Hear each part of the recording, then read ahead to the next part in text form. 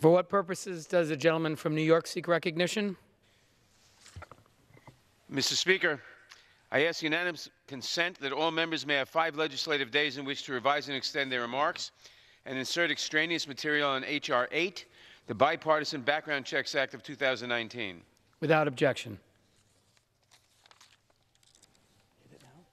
Pursuant to House Resolution 145 and Rule 18, the Chair declares the House and the Committee of the Whole House on the State of the Union for the consideration of H.R. 8. The Chair appoints the gentleman from Oregon, Mr. Blumenauer, to preside over the Committee of the Whole. Oh. Short and sweet. Yeah.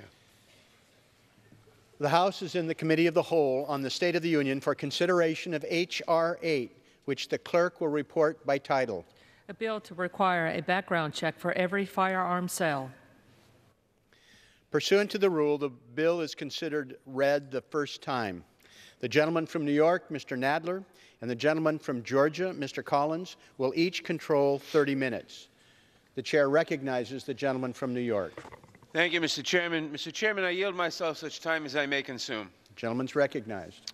Mr. Chairman, I am pleased that today we are considering H.R. 8, the Bipartisan Background Checks Act of 2019. We have promised the American people that Congress would take steps to reduce gun violence, and this bill is a critical first step toward doing so. During the past 4 weeks, as the Judiciary Committee and now the full House have discussed the issue of gun violence, I have cited grim statistics. Nearly 40,000 Americans lost their lives because of guns in 2017. In fact, every day in America, on average, 34 people are murdered with a firearm, and more than 183 people are injured in an attack. Gun violence of this magnitude is a distinctly American problem. A country-to-country comparison is shocking. For example, in 2011, the United Kingdom had 146 deaths due to gun violence, Denmark, 71, Portugal, 142, and Japan, just 30. The United States, that year, about 35,000.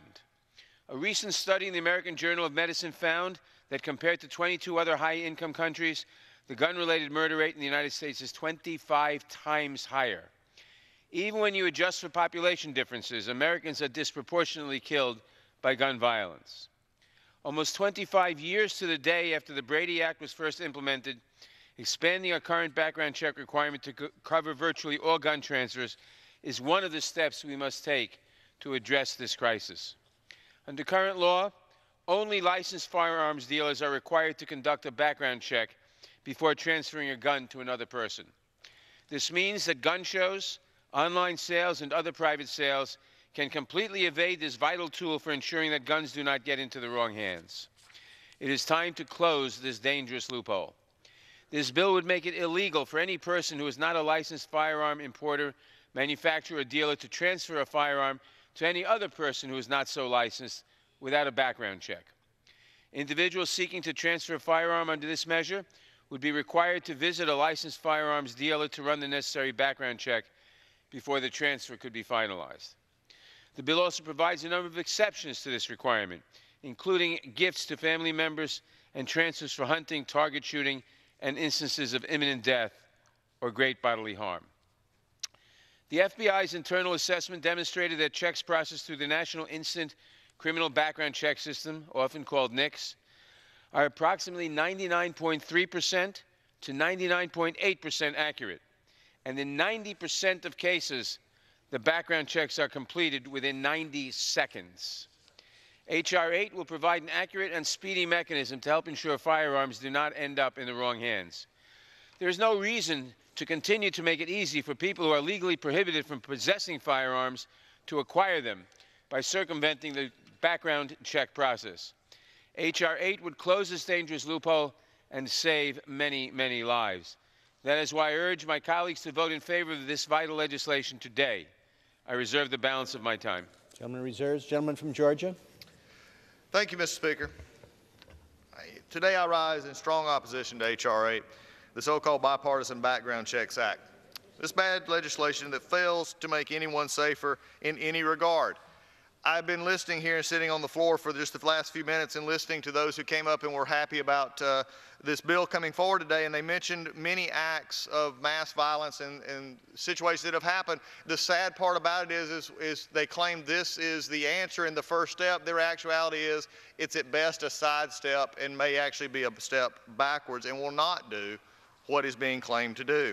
All this legislation will do is burden law-abiding citizens wishing to exercise their Second Amendment rights, including defending themselves from the gun-toting criminals this bill does nothing to combat. H.R. 8 foolishly presumes criminals who flawed existing laws will suddenly submit themselves to background checks. Are members who support this bill delusional enough to think that criminals trading cocaine to another criminal for a firearm will give consideration to H.R. 8 and go to the nearest gun store to submit to a background check? That's absurd. And most of us will agree that criminals are not going to do that anyway. My concern is what it actually does in practice to those who are not criminals. Not only is it foolish to think they will start following the law, this is also foolish to think it's going to, in many ways, make our country safer. My Democratic friends exploited every mass shooting, calling for universal background checks. But H.R. 8 would not have stopped a single mass shooting. These tragedies do, however, share one thing in common. Over and over we see issues of mental health and missed opportunities for authorities to intercede.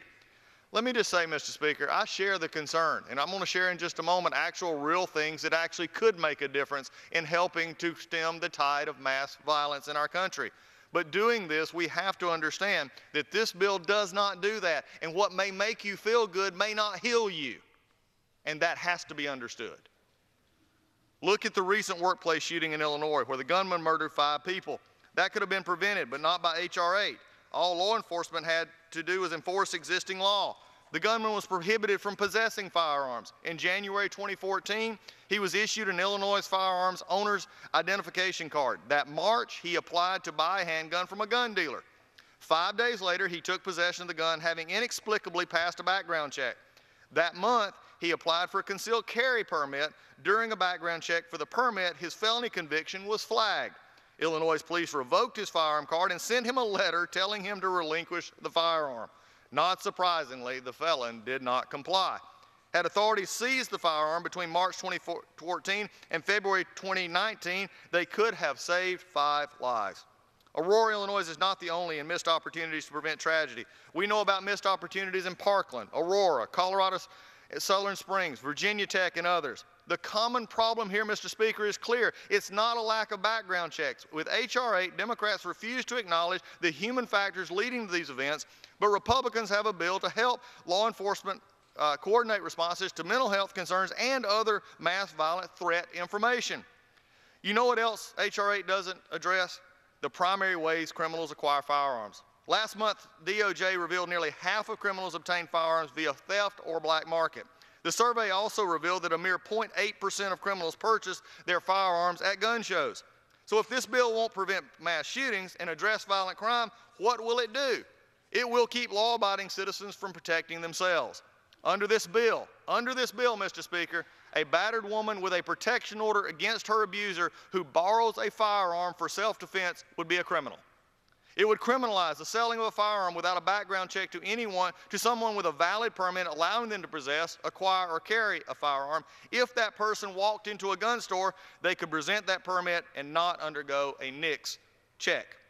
On the other hand, there are solutions to prevent mass violence and gun crime. The Mass Violence Prevention Act, which I introduced earlier this week, is one. The MVP Act directly addresses challenges in law enforcement coordination and response. It would reduce the flow of firearms into the black market, and it would bolster law enforcement's ability to prosecute criminals for firearm offenses. If reducing gun violence, Mr. Speaker, is the Democrats' concern, the MVP Act is legislation that should be considering today, not H.R. 8. Talk to me or my staff about co-sponsoring this evidence-based, common-sense legislation. Unlike H.R. 8, the MVP Act could have prevented tragedies such as Parkland. Unfortunately, Mr. Speaker, my Democratic colleagues, by putting forward this and continuing the same narrative, are not actually interested in stopping gun violence. I take the intent to be good. I do not question the motive. All of us in our life do not want to see the tragedies unfold. But this is not the way forward. This is another thing put out to the very ones who have suffered telling them we're helping them, while at the same point not telling them the truth about the bill. A bill that guts its own ability to enforce itself, a bill that actually would keep possibly people from purchasing firearms because of an unlimited price of a background check. The questions that I have about this bill, Mr. Speaker, is not what actually could happen with this, it's what actually will be hurt by this as we move forward. And with that, I believe they were being misled. The victims of mass violence are being misled by this bill, H.R. 8, because it would not stop what they have been promised it would stop. And for that, I'm profoundly sorry, but because of that, my colleagues I call on them to reject H.R. 8 and to support real solutions while I reserve the balance of my time. Gentleman reserves. Gentleman from New York. Mr. Chairman, I now yield 2 minutes to the gentlelady from California, the chairperson of the Crime Subcommittee, Ms. Bass. The gentlelady is recognized for 2 minutes. Thank you. Mr. Chair, I rise in strong support of H.R. 8, the Bipartisan Background Checks Act of 2019, which will extend the current federal background check requirement to unlicensed sellers of guns. It is about time that Congress takes this issue seriously, and I'm pleased that this bipartisan bill has been brought to the House floor with the urgency this issue deserves. In recent years, our nation has experienced an increase in mass shootings, and our nation is appropriately horrified. However, mass shootings are just one symptom of our gun violence epidemic. The daily toll of shootings occurs in communities across our country, on our streets, in our schools, and even in our houses of worship. As Ayala Eastman testified before the Judiciary Committee earlier this month, 1 year after the terrible shooting that took the lives of 17 students and staff and injured 17 others at her high school in Parkland, Florida, minority communities bear the heaviest brunt of gun violence in this country. And the impact of our young people is simply unacceptable. Every day, 47 children and teens are shot in this country. 8 of these young people die, and 39 are shot and survived. Citizens across this country, such as Diane Latiker, who also testified before the committee, are taking it upon themselves to organize and engage in community-based efforts to reduce gun violence and assist the young people it affects. But we in Congress must match their courage and commitment with action of our own. I support H.R. 8 because it will reduce gun violence by narrowing the avenues for criminals and others prohibited persons from obtaining guns. Certainly, there is no single change to our gun laws that will prevent every shooting, but enacting measures that will help prevent some of them is clearly the right thing to do. That is why I support this bill, and I ask my colleagues to do the same. I yield back the balance of my time. Gentleman yields back. The gentleman from Georgia. Thank you, Mr. Speaker. Unfortunately, this bill does not narrow. In fact, it continues the process of those who are going to receive guns, and many of the daily toll that we see is actually coming from those who are already violating laws currently on the books. It's time we actually enforce those as well. But with that, I yield 2 minutes to the gentleman from California, Mr. McClintock. Gentleman is recognized for 2 minutes. I thank the gentleman for yielding, Mr. Chairman. H.R. 8 is brought to us by the same groups and politicians who've made no secret of their desire to ultimately strip law-abiding citizens of their right to defend themselves. Now, they can't do that outright. They know that. So they do it through cynical measures like this, which weave a web of laws so intricate that sooner or later everyone can be caught up in them. This law affects not just transfer of ownership, but any transfer of weapon for any period of time. So suppose you exchange shotguns with a friend on a hunt and then separate for a period of time. Or you loan a gun to your next-door neighbor of 20 years who's being victimized by a stalker. Or you give a gun to your stepson or your great-grandson. Under any of these innocent scenarios, and countless more like them, you're guilty of a federal crime. These flaws were all pointed out to the bill's sponsors, and none were addressed. Why not? I think the reason should be obvious. Last October, a 10-year study by Johns Hopkins and UC Davis concluded that California's universal background check law had no effect on gun homicides or suicides, none. The purpose of this bill is not public safety. That's just a deceptive facade. Its true purpose is to make gun ownership so legally hazardous, so fraught with legal booby traps and draconian penalties that no honest and law-abiding citizen would want to take the risk of gun ownership. Most criminals already get their guns illegally and are unconstrained by laws like this. Make no mistake, this is aimed squarely at law-abiding citizens moving us closer to a society where decent people are defenseless and armed criminals are kings. I yield back. Gentleman yields back. Gentleman reserves. Gentleman from New York. Mr. Chairman, I now yield 1 minute to the gentleman from Rhode Island, Mr. Cicilline, a member of the committee.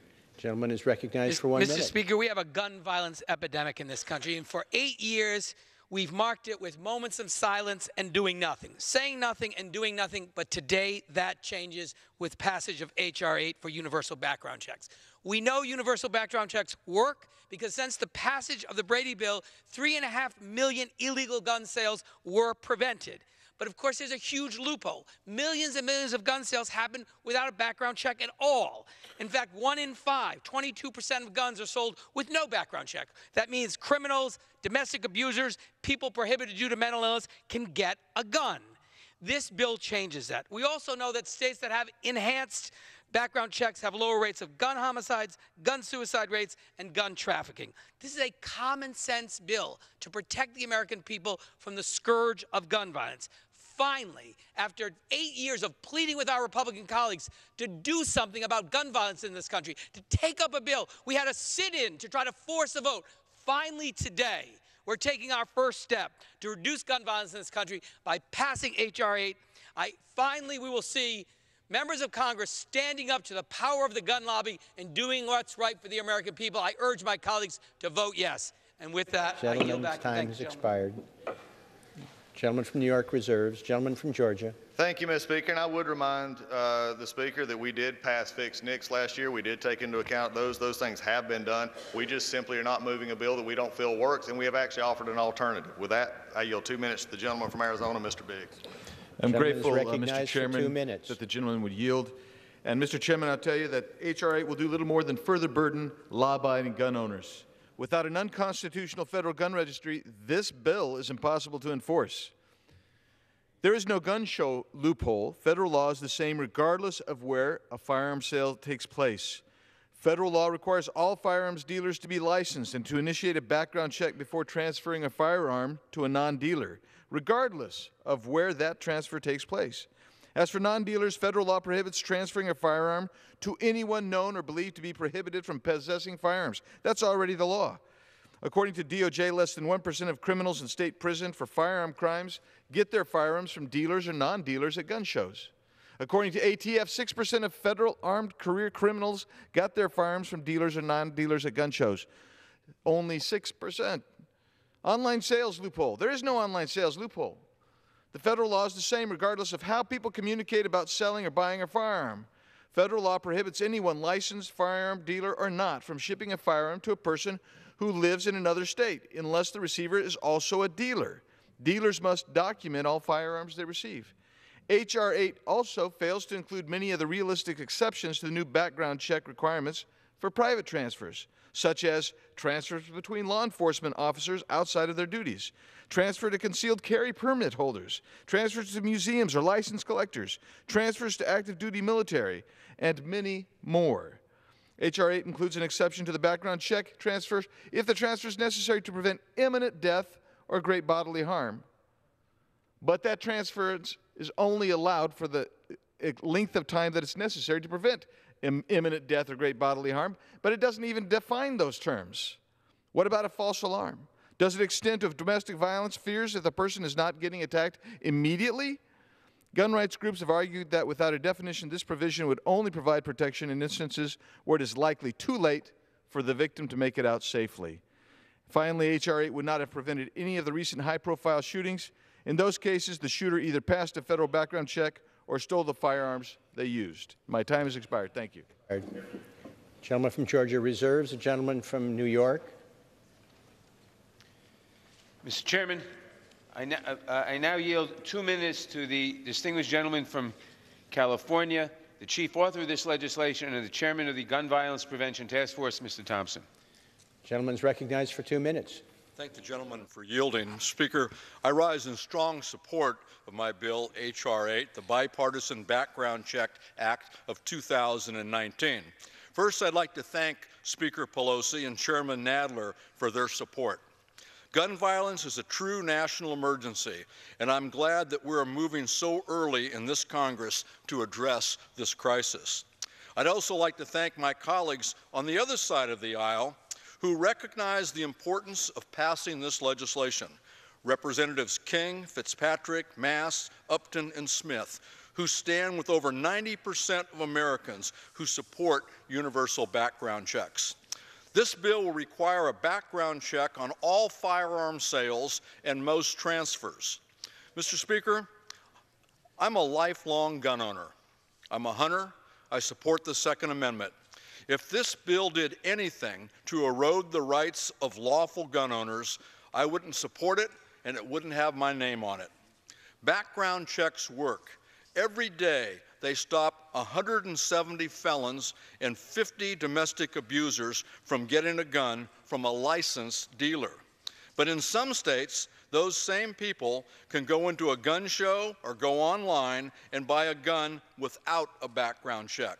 This bill will help stop them from doing so. Some will argue that criminals won't follow the law. If that's the case, then why do we have laws against murder? People still commit murder. Why do we have laws against stealing? People still steal. This is flawed logic, and don't fall for it. This bill is supported by law enforcement, medical professionals, veterans, gun owners, religious leaders, and the millions of Americans who took to the streets in support of H.R. 8. I ask that my colleagues support this bill and honor the lives lost with action. No more moments of silence with no action to follow. Today, your thoughts and your prayers aren't enough. Today, you can vote yes. I yield back the balance of my time. Gentleman yields back. Gentleman from New York reserves. Gentleman from Georgia. Thank you, Mr. Speaker. At this time, I yield 5 minutes to the gentleman from Colorado, Mr. Buck. Gentleman is recognized for 5 minutes. I thank the gentleman from Georgia for yielding to me, and Mr. Chairman, I rise to oppose H.R. 8, a bill that criminalizes gun transfers between law-abiding citizens who have no criminal record and no criminal intent. The bill includes several flawed and unworkable exceptions. Take the law enforcement exception. It allows the police to transfer a firearm, but criminalizes transfers to law enforcement. Under this bill, a parent whose child finds a gun in a park commits a federal crime if the parent surrenders the gun to police. Under this bill, a citizen commits a federal crime if they participate in a local gun buyback program. Under this bill, an attorney commits a federal crime when they turn a client's gun over to the police to clear the client through ballistics testing. Will criminalizing cooperation with law enforcement make us safer? The majority apparently thinks so, and I think it's crazy. The Democrats' bill gives special privileges to the bodyguards of the wealthy elite, like former Mayor Bloomberg, who is funding the special interest advocacy for this bill. He can afford to hire bodyguards, but average Americans who rely on the Second Amendment as their source of personal protection are not given similar protections. Nothing should be more offensive to this body than a bill that denies citizens their endowed rights while giving wealthy elites special protections, privileges, dispensations. But that's H.R. 8. Take the family exception. The rule allows a vote on an amendment to ensure that transfers between parent and child include step-parents and stepchildren. What about transfers between a foster parent and foster child?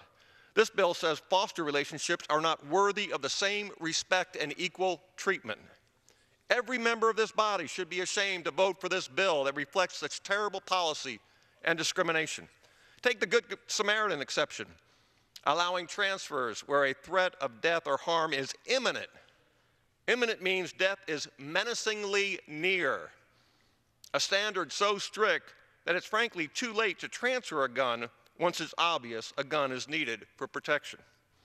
Under this standard, it is illegal to loan a gun to a victim of domestic violence for her protection until the transferor is practically witnessing a murder in progress.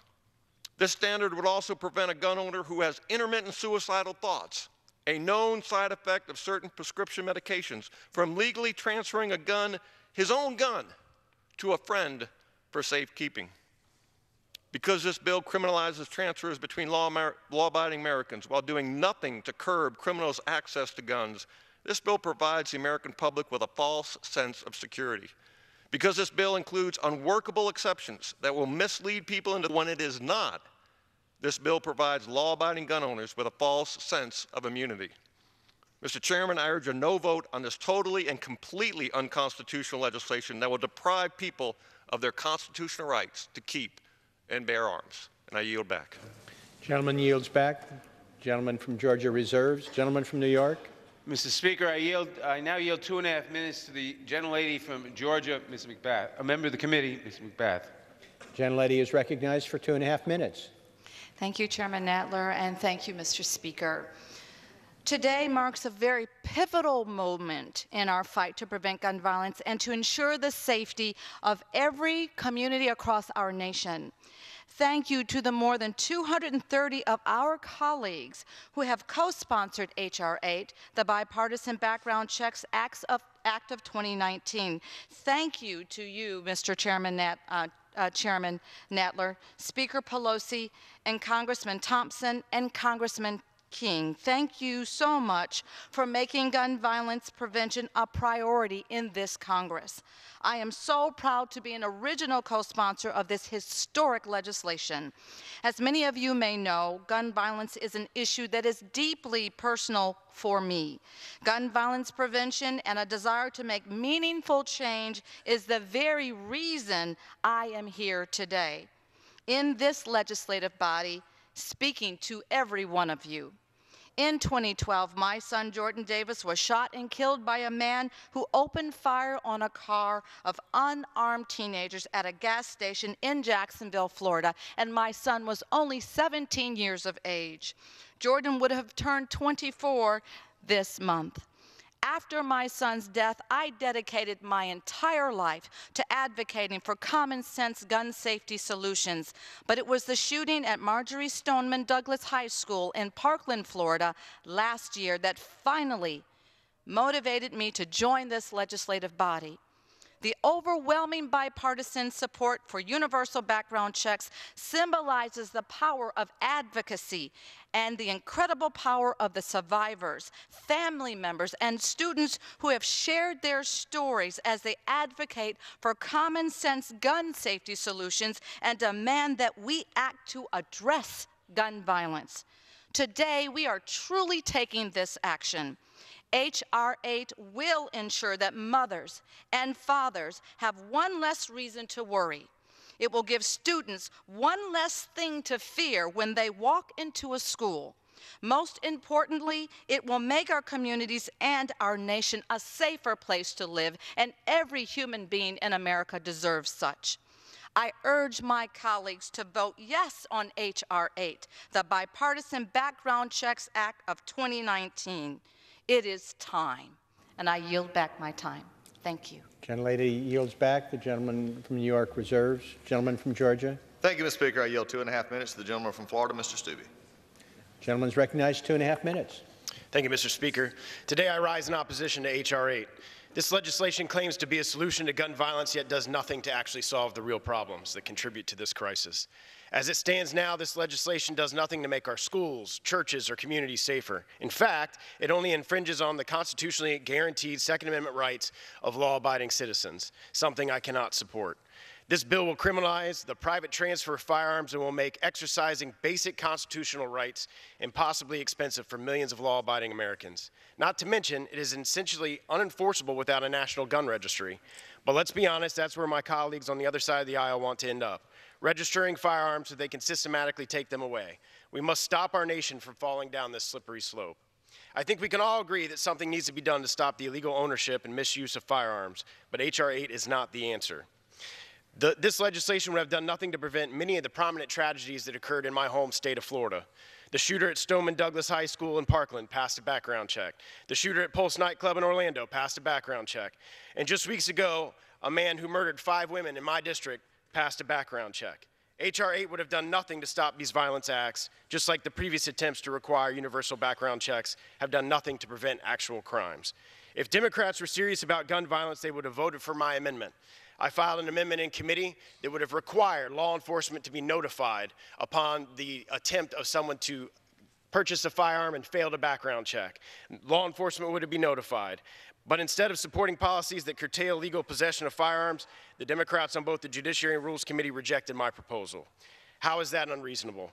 I stand for the Constitution, I stand for freedom, and I stand for the Second Amendment. And that's why I'm not voting for this proposal. Thank you, Mr. Speaker. Gentleman reserves. Gentleman from New York.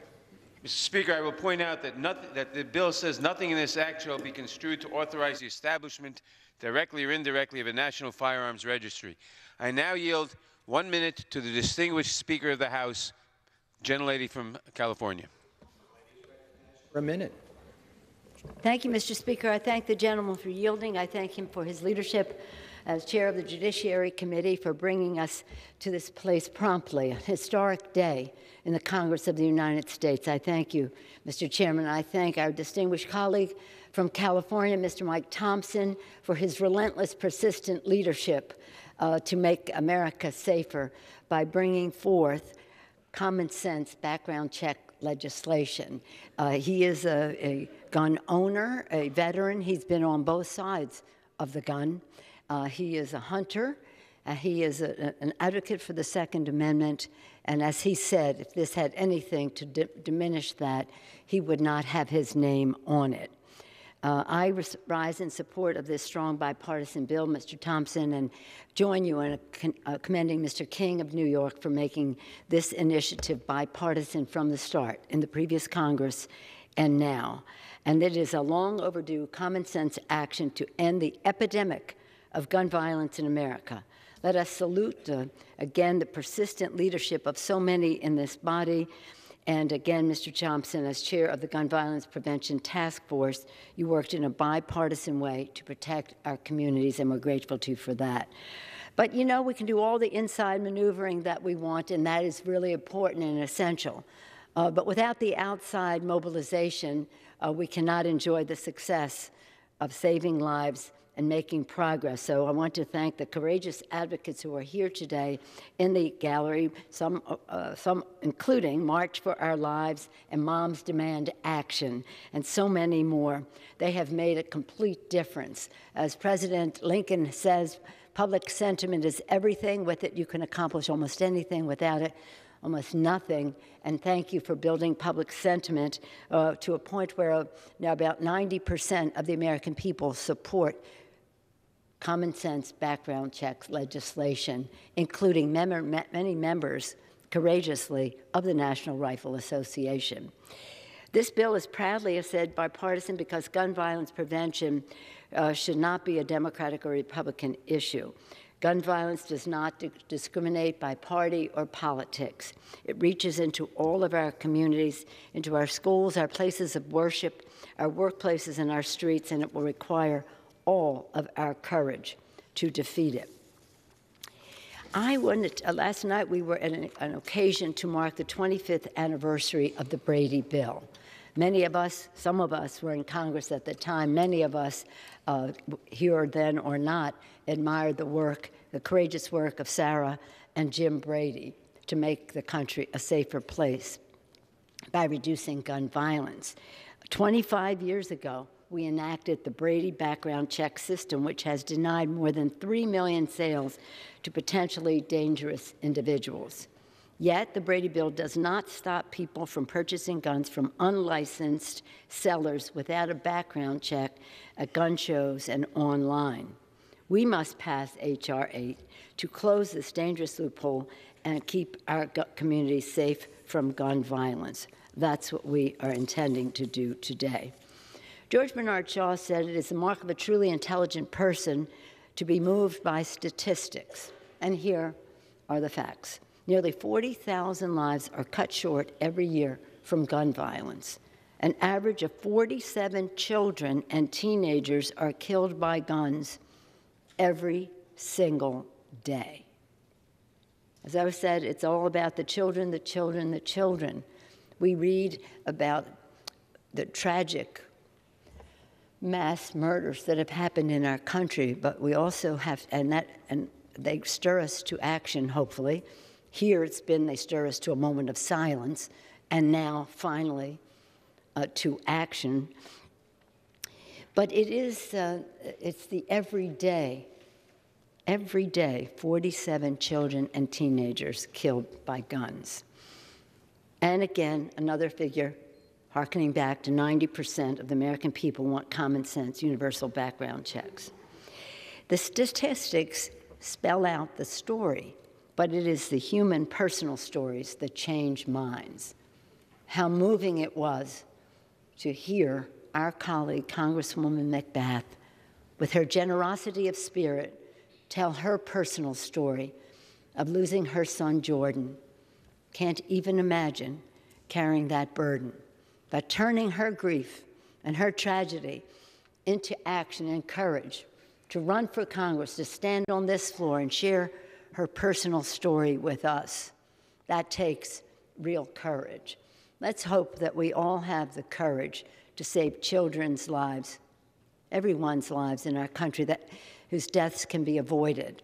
There is no person in this body whose political survival is more important than the survival of our children. We are grateful again to the young people, parents, survivors across America who have told their stories, marched for their lives, and demanded change. This bill delivers that change, ensuring that people who are in danger to themselves and others cannot purchase a gun and perpetuate violence in our communities. This week, the House will build on this progress by passing another bipartisan background check bill. We must close the Charleston loophole that enabled the horrific hate crime at Emmanuel African Methodist Episcopal Church. We salute the Majority Whip, Mr. Clyburn, for his leadership on H.R. 1112. So tomorrow we'll vote on that. That's another part of strengthening the background check provisions. As members of Congress, again, we take an oath to protect and defend the Constitution, the American people. To honor that oath, to honor the victims of gun violence and their families, the Congress must take real action on this floor. Today, we must pass this bill and take the first steps towards ending the senseless crisis of gun violence in our nation. Again, I hope that all of us will have the courage to save lives, remembering no one's political survival here is more important than the survival of the American people, especially our children. I urge a strong bipartisan yes vote and pray that we can do the right thing and send a clear message to the families of those who have lost their loved ones to gun violence, that we have crossed a threshold here today to reduce gun violence in our country and take more steps to improve the safety of the American people, honoring the Constitution of the United States, respectful of our hunters and the need for people to defend themselves, but in doing so in a way that does not endanger others. With that, I yield back the balance of my time. Gentlelady yields back. Members are reminded to avoid referencing occupants of the gallery. Gentleman from Georgia. Thank you, Mr. Speaker, and I agree. I believe facts are important, and I believe strength to tell that, and I believe the chairman just did that. He exactly explained why this bill will not operate because of the very fact that inside the bill itself, it does not have a registry, which I will remind the Speaker that the Department of Justice under President Obama said a universal background check bill would not work without a registry, and is on the websites of many advocates for this bill. That is just one of the areas that we look at as we go forward in realizing that this is already gutted itself when we look at the bill. With that, I yield 3 minutes to the gentleman from Virginia, Mr. Klein. Gentleman from Virginia is recognized for 3 minutes. Thank you, Mr. Speaker, and I want to thank the previous speaker, the Speaker of the House, for her remarks, reminding us all that it is California where Michael Bloomberg and the gun control advocates have established their utopia of a land without guns. And what has it led us to? With some of the strictest gun control laws in the land, we have some of the worst incidents of gun violence in the country. Gun control measures do not address the problems of gun violence, and this bill will not address gun violence. I rise in strong opposition to H.R. 8. The legislation is an attempt to take away our Second Amendment rights, hidden under the guise that we will see a reduction in violent crime. My colleagues on the other side of the aisle claim the bill will save lives, but nothing in this bill would have stopped any of the recent mass casualty shootings that have occurred in our country. The only thing this bill does is limit the Second Amendment rights of law-abiding citizens. They'll tell you that this bill closes loopholes. However, the loophole that they believe exists is private gun ownership, and what they really want is to regulate the private transfers of firearms. If my neighbor's in trouble and needs to borrow a firearm to protect his family, I should be allowed to loan that firearm to my neighbor so that he can protect himself and his family. This is not something we should need to go to the federal government to get permission to do. The Second Amendment does not say that after you get permission from the government, your right to keep and bear arms shall not be infringed. Our founding fathers wrote the Constitution to protect us from the government and gave individuals the Second Amendment to protect themselves. I carried this Constitution every day on the campaign trail last fall. I carry it with me every day now to remind myself of those protections that were given to us not by government, but by God. This bill is nothing more than an attempt to advance the agenda of radical gun grabbers and lay the foundation for a national gun registration scheme. I urge the House to reject this misguided legislation so we can begin having real discussions about ways to reduce crime across this great nation. With that, I yield back the balance of my time. The gentleman yields back. The gentleman from Georgia reserves. Gentleman from New York. Mr. Speaker, I now yield 1 minute to the distinguished gentlelady from Texas, a member of the committee, Ms. Garcia. Gentlelady is recognized for 1 minute. I thank the chairman for yielding, and I rise today to express my strong support for this bill, the Bipartisan Background Checks Act. Since the Brady Law was enacted in 1994, many American lives have been saved, murders have fallen by at least 32%, and our community streets are safer and stronger as a result. But our work is not done.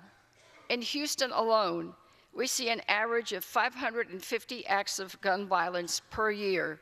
Too many of our loved ones are lost to senseless gun violence that could be prevented by keeping firearms out of dangerous hands.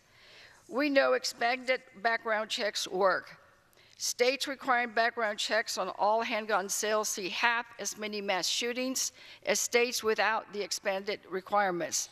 That is why I'm a proud co-sponsor of H.R. 8. This common sense bill will prevent private firearm sales to prohibited purchasers and close online and gun show loopholes. While this bill does not cover everything, it is a step in the right direction that will make my district, Houston, Texas, and this country safer. Thank you, Mr. Speaker. I yield back my time. Time has expired. Gentleman from Georgia. Mr. Speaker, may I request time for both sides, please? The gentleman from Georgia has 11 1/2 minutes. And the gentleman from New York has 15 3/4 minutes. 16, I'm sorry, 16 3/4 minutes. Thank you, Mr. Speaker. At this time, I will yield 3 minutes to the gentleman from Minnesota, Mr. Stauber. Thank you, Mr. Speaker. Thank you. Recognized for 3 minutes. Thank you, Mr. Speaker. My name is Pete Stauber, and I was a law enforcement officer for 23 years in the great state of Minnesota, the city of Duluth. In December of 1995 at 10:32 p.m. at the intersection of 6th Avenue East and 4th Street in Duluth, Minnesota, a criminal who should not have had a firearm tried to take my life. I was shot in the head, and by the grace of God, I survived. A few years after that, while on duty in a hostage situation, another criminal pulled a gun on me. Face to face, I was staring down a barrel of a handgun. The suspect pulled the trigger, the gun malfunctioned, and I was in a fight for my life. When it was all over, by the grace of God, I was alive. The individual was handcuffed. Both those individuals were career criminals. Back to when I was shot in the head, Mr. Speaker, I begged the U.S. Attorney, along with our police department, to charge the individual with a felony with the possession of a handgun by a felon. They didn't do it. That individual was allowed to circumvent our community for another 8 years before he was finally put in prison where he belonged. No more harming other people. Representative Collins' Mass Violence Prevention Act gets the county attorneys and our federal attorneys present to prosecute these individuals that have no respect for life. I carried a handgun for 23 years, Mr. Speaker, as a tool to defend my life or somebody else's life from great bodily harm. I support the individual right of law-abiding citizens, the right to keep and bear arms. Both my wife and I live in rural Minnesota. When we need to protect ourselves, when it takes a while for law enforcement to get there, we have the ability. There is nobody I know that wants somebody that is going through a mental health issue or a career criminal or a drug dealer to have these. We need to start respecting life. Life is precious. From conception to natural death. I am a very proud husband of an Iraq war veteran who understands the value of life. Mr. Speaker, I rise against this. There are better ways to get mothers and fathers, county attorneys, federal prosecutors, local police departments, sheriff's departments to work together to have a fusion center. So when a young individual types into the computer, I want to be a mass school shooter, there's an instant response to identify the individual and work through it. I yield the rest of my time. Thank you, Mr. Speaker. Gentleman's time has expired. Gentleman reserves. Gentleman from New York. Mr. Speaker, I now yield 1.5 minutes to the distinguished gentleman from Florida, member of the committee, Mr. Deitch. Gentleman is recognized for 1.5 minutes. Mr. Speaker, we introduced H.R. 8 years ago after our friend and former colleague Gabby Giffords was shot and nearly killed.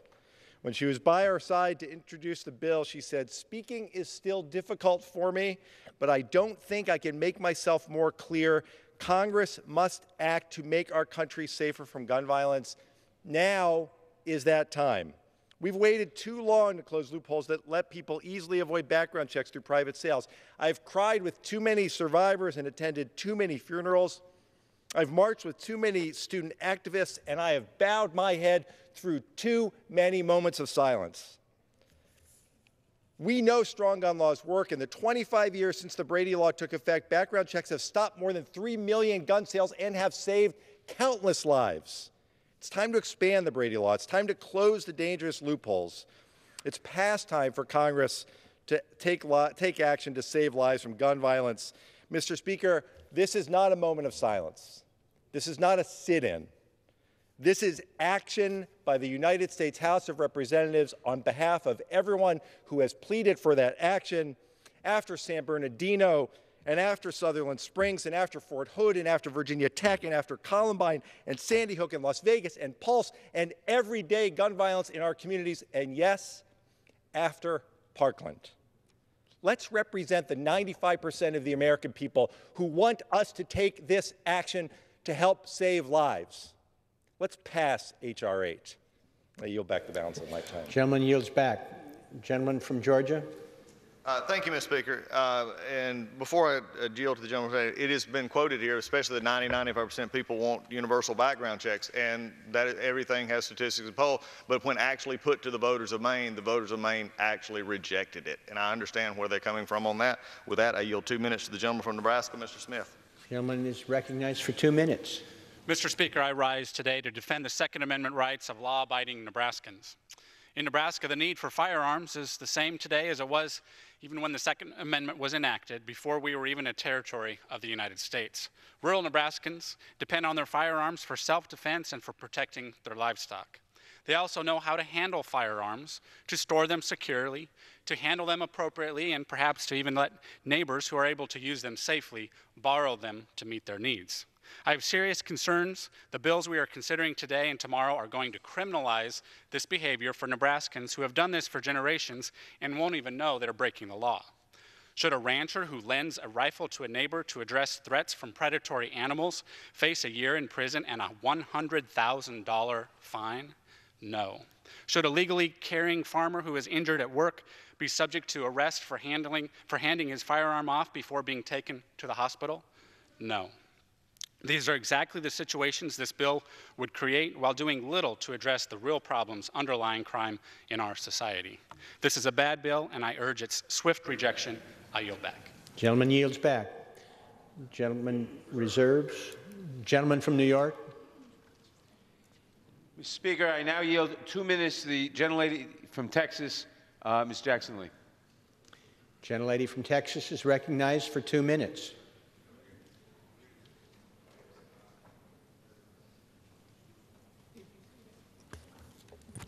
I thank the chairman, and I certainly thank the ranking member for being present here today. I hold up in my hand pages and pages of mass shootings. Thank you, Moms Demand Action. Thank you to all of those who have offered themselves in this fight. Thank you to our chair, Mr. Thompson, for constant and persistent work through my tenure as ranking member of the Crime Subcommittee, now third in seniority judiciary. It has given me a picture that many have not seen, and that is that we have been fighting for gun safety legislation for almost 3 decades. It seems that even though Mr. Cohen is in a hearing right now where facts are being disputed, there are no facts to dispute the fact that people die from the hands of guns. And those who get guns are never regulated. And by no means do I want you not to have a handgun to protect yourself or to enforce gun trafficking laws or to make sure that prosecutors prosecute those for gun possession. But it begs the question, what is the question? The interpretation of the Second Amendment is no one should prohibit the right to bear arms. And as I stand here today, there is nothing in the underlying bill that is prohibiting that. It is simply giving common sense and dignity to those who died with Columbine High School shooting, Atlanta shooting, Wedgwood Baptist Church, the Lockheed Martin shooting, Living Church of God shooting, Red Lake High School shooting, Northern Illinois shooting, Santa Fe shooting in Texas, Marjorie Stoneman Douglas High School shooting, Sutherland Springs in Texas. It says that you have to have a check, a background check. It closes the gun show loophole. It gives exemptions in the issues of domestic violence and sexual assault. It allows families to transfer, ranchers, farmers, fishers to transfer. My God, what more do we want? People have died. Are we not going to show that we are committed to saving lives, not to abuse the Second Amendment, to misuse it? We can bear arms. But the question is whether or not we will recognize that there are 350+ million Americans and there are more guns in this country than there are citizens. I beg of my colleagues, stop the mockery, vote for this bill. I yield back. Gentleman from Georgia. Thank you, Mr. Speaker. At this time, I yield 2 minutes to the gentleman from Alabama, Mr. Byrne. Gentleman's recognized for 2 minutes. Mr. Speaker, I rise in strong opposition to this bill. Let's be very clear on this. H.R. 8 will not prevent criminals from getting their hands on firearms. What H.R. 8 will do is violate the constitutional rights of millions of Americans. Under this bill, almost every time a lawful gun owner wants to transfer or sell a gun, he or she will have to go through a government-sanctioned intermediary. Under this bill, no longer could I let my cousin or my neighbor borrow my gun. If this bill becomes law overnight, millions of law-abiding gun owners could suddenly be subject to federal prosecution. Of course, we all know that criminals are going to do what they already do, make illegal transfers of firearms. We've heard a lot about how this is going to be the most open Congress in history. Well, Mr. Speaker, I filed an amendment that would strip out the text of H.R. 8 and replace it with a nationwide concealed carry reciprocity. Mr. Speaker, the Democratic leadership blocked a vote on my amendment. What are they so afraid of? I guess they think they can shield their members from votes to protect the Second Amendment and benefit our nation's law-abiding gun owners. Mr. Speaker, I have news for the majority. The gun owners of America are watching this debate. They know what H.R. 8 is all about, and they know that this is just a sham to chip away at the Second Amendment and our Constitution. I will oppose this bill and any bill that goes against the Second Amendment rights of law-abiding Americans. I urge my colleagues to join me in voting no and fighting against this assault on the Second Amendment. And I yield back. Gentleman yields back. Gentleman reserves. Gentleman from New York. Mr. Speaker, I now yield 2 minutes to the distinguished gentleman from Georgia, Mr. Lewis. The gentleman from Georgia is recognized for 2 minutes.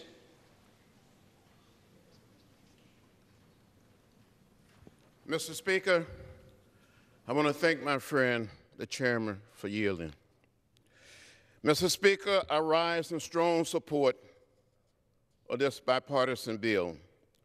Atlanta, Chicago, Pittsburgh, Portland, Charleston, Oak Creek, Orlando, Las Vegas, and many other places. How many more must suffer? How many more must die? For years, the people spoke up. Mothers called. Fathers cried. Students marched. But Congress offered a blind eye, a deaf ear to their cries. Today, we said to those who begged, pleaded for us to act, that we see you. We feel your pain. We heard your cries, and we are going to answer today, now. We sat in on this floor. I want to thank the chair of our task force, Mike Thompson, for never giving up, for never giving in, for keeping the faith, for keeping your eyes on the prize. We are doing the right thing today.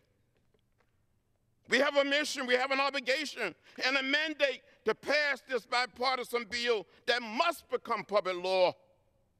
Today, I urge all of my colleagues on both sides of the aisle to vote yes.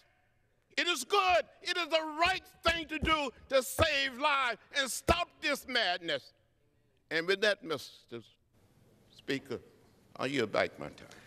Gentleman yields back. Gentleman from Georgia. I'm on reserve. Gentleman from Georgia reserves. Gentleman from New York. Mr. Speaker, I now yield 1 minute to the distinguished gentleman from Georgia, Mr. Johnson. Gentleman from Georgia is recognized for 1 minute. Thank you, Mr. Speaker. I rise in strong support of H.R. 8. I want to commend the efforts of Congressman Mike Thompson from California for introducing this common sense legislation.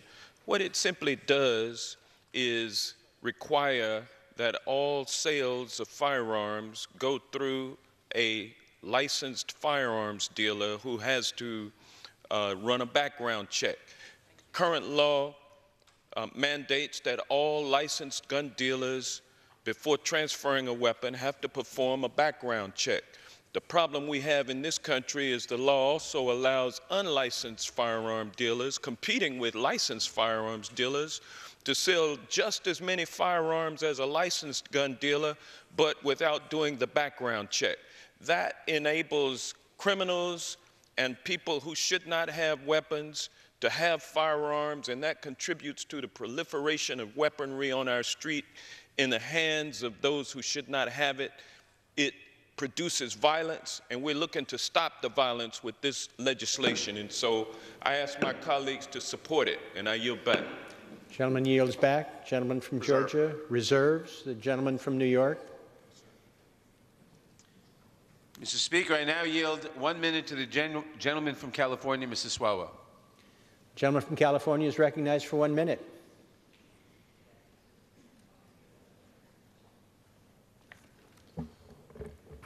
Mr. Speaker, today we tell our fellow Americans that their children's right to learn without fear, that their own right to dance at a concert, worship at a synagogue, shop at the mall, that all of those rights to come home and to live and love are greater than any other right in the Constitution. This bill puts in place an expansion of violent history checks on firearm purchases where there were too many gaps before. It will not end every gun violence death in America, but we should try.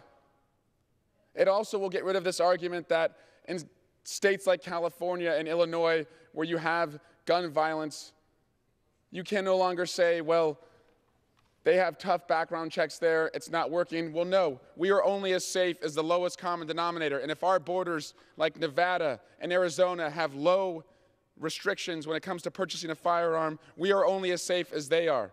We will have a nationwide background check that will make sure that all of us are safe. We are here, Mr. Speaker, because of Mr. Thompson, because of Moms Demand Action, because of Everytown and March for Our Lives. Keep marching. You've got us to this point. I yield back. Gentleman's time has expired. Gentleman from Georgia.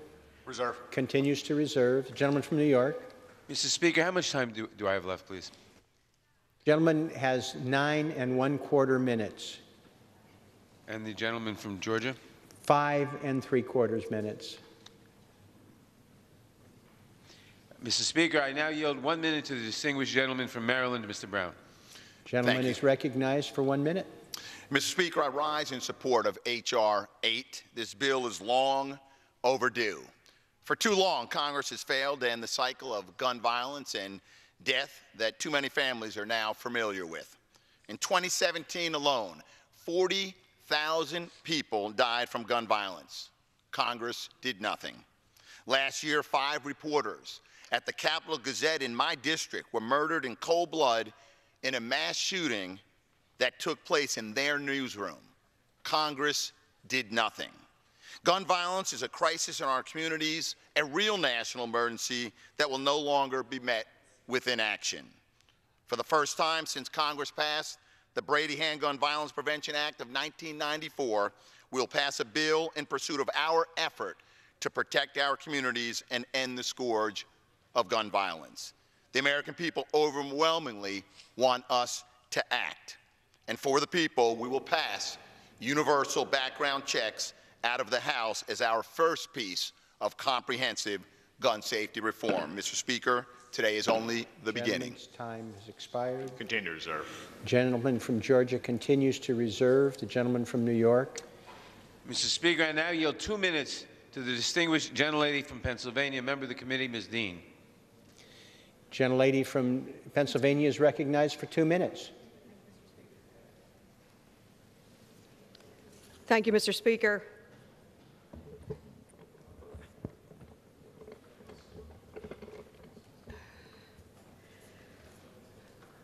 I'm delighted that we are finally at this day, because you know the tide, you know the toll that takes place every day. On average, every day in America, 342 people are shot, murdered, assaults, suicides, or suicide attempts. That means every single day, yesterday, tomorrow, and the next day, and the next day, 100 people on average will die of gun violence, and another 200 or more will literally be wounded, shot in the crossfire. We know that in 2017, more than 39,000, nearly 40,000 people died of gun violence, all kinds of gun violence. That was an extraordinary uptick in gun violence.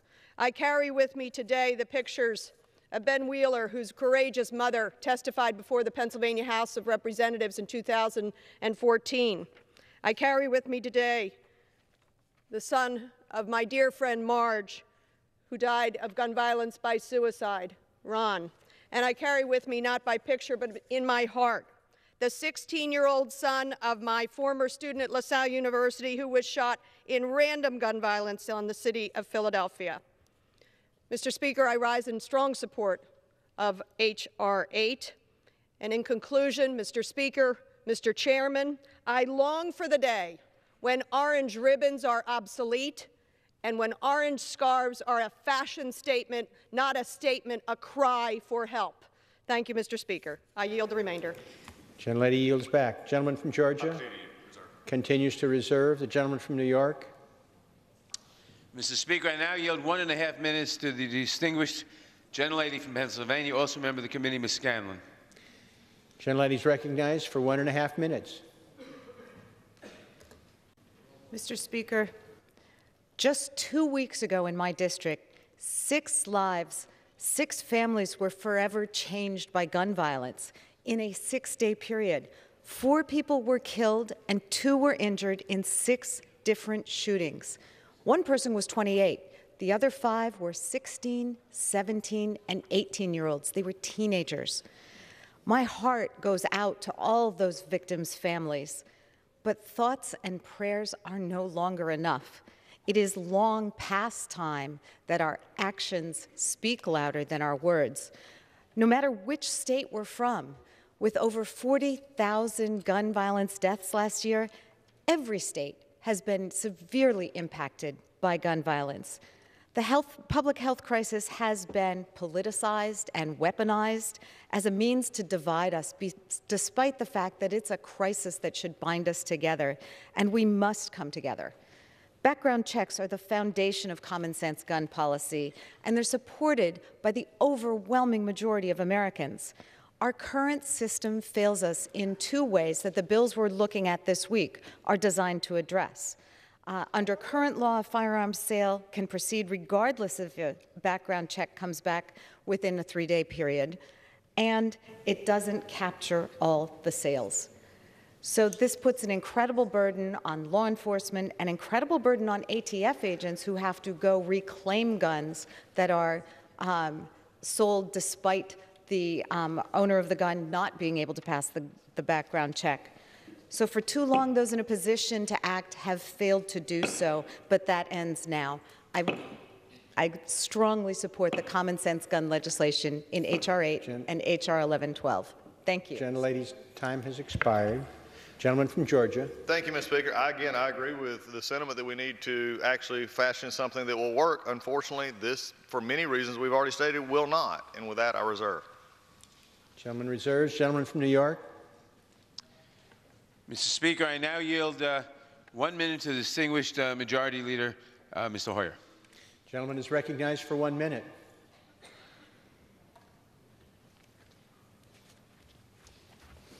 I thank the gentleman for yielding. My friend, the gentleman from Georgia, just rose and said, this won't work.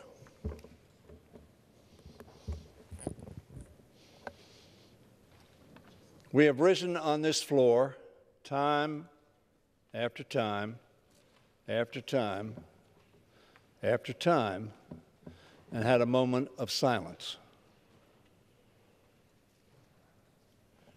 followed by no action. I will tell my friend from Georgia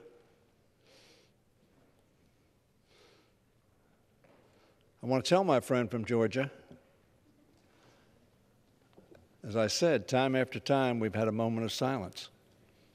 I will tell my friend from Georgia, it hasn't worked. It has been appropriate, but it has not worked.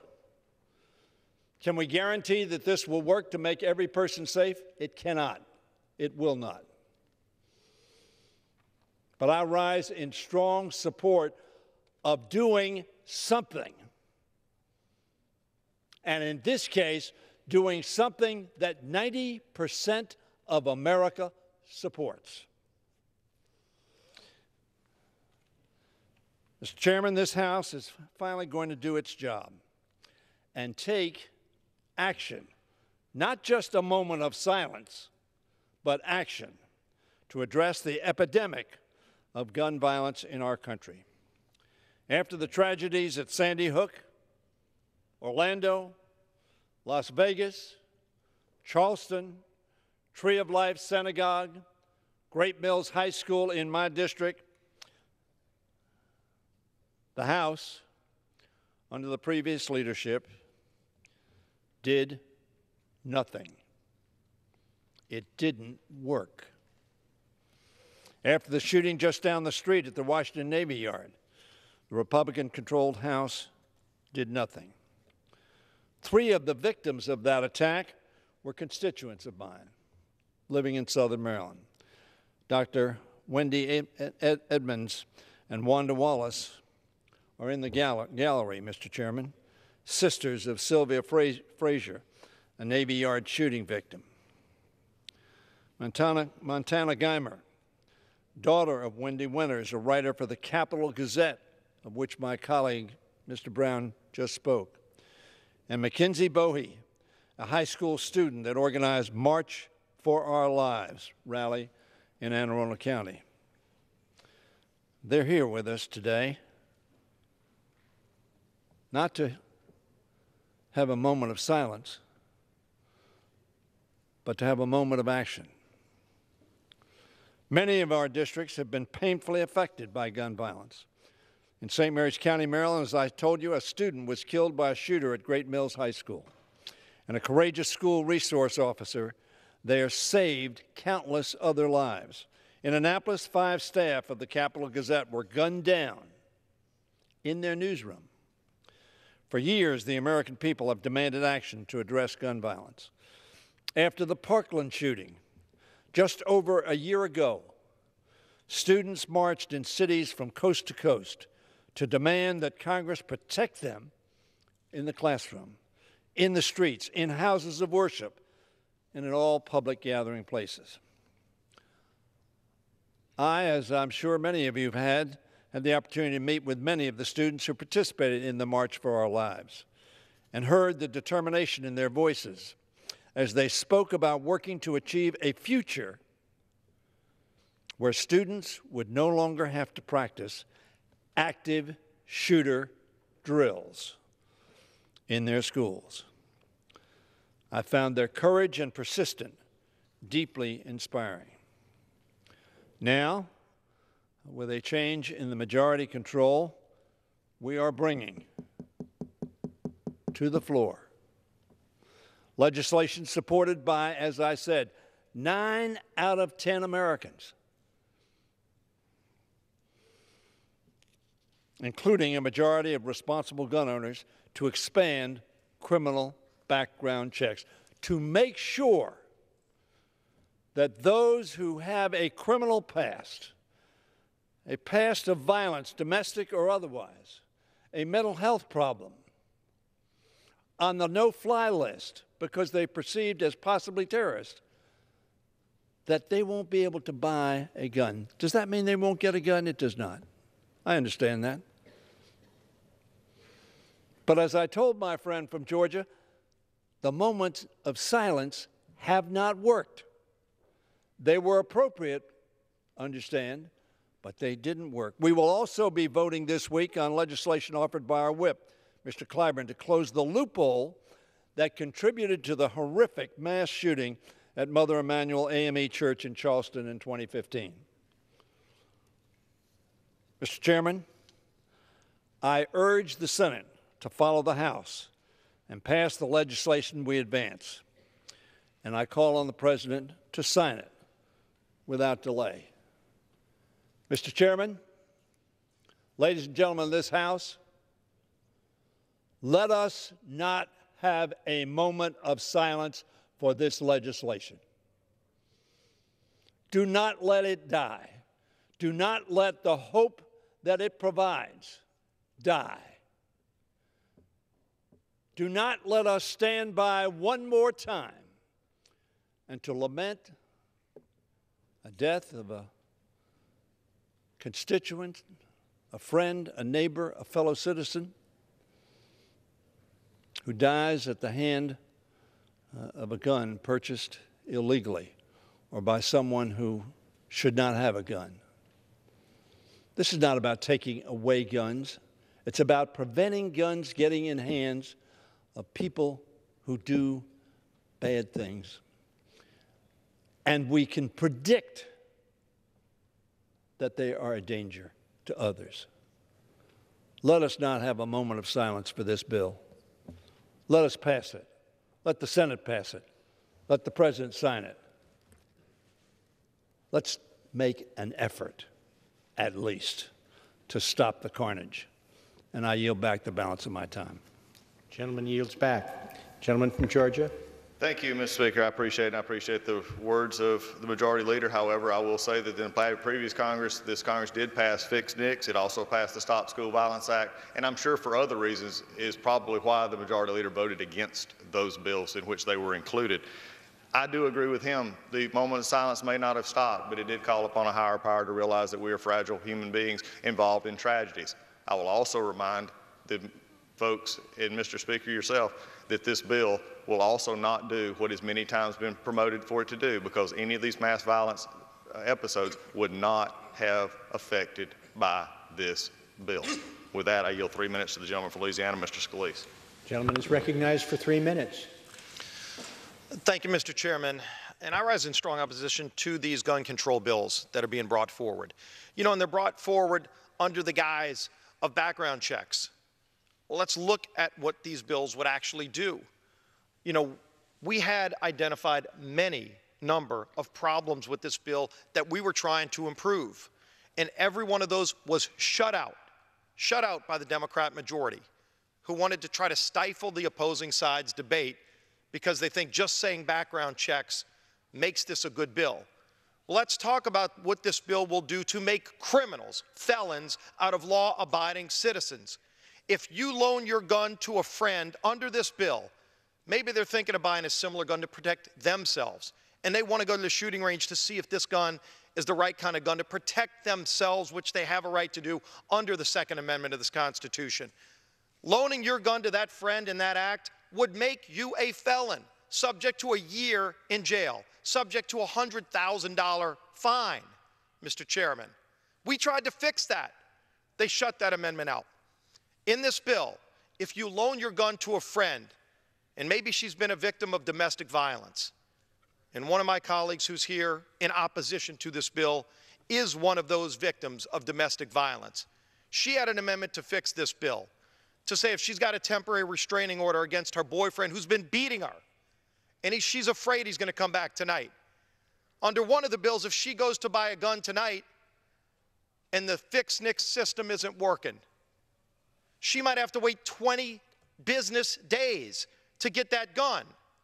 Now, good luck if the boyfriend shows up to beat her up that night and she says, don't worry, I'm on day 8. I only have another 12 days before I can buy the gun. Will you come back so I can defend myself then? Do you really think that's going to happen? You know what that means to her. So in the bill, we said, what if you can loan your gun to her? If she goes to you, she goes to a friend and says, I know you have a gun, I don't have a gun, I'm trying to protect myself because I've got a TRO, but I know he's going to probably come back.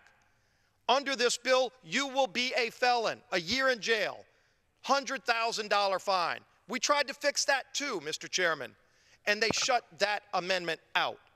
That's what this bill does. And oh, by the way, we're talking about law-abiding citizens here. If you go hunting with a buddy and you try to loan your gun to a buddy, they say there's an exemption in the bill, but it's written so vaguely that you not only need to bring your hunting partner, you might need to bring your attorney to find out if loaning your shotgun to your friend makes you a felon under this bill. These are law-abiding citizens.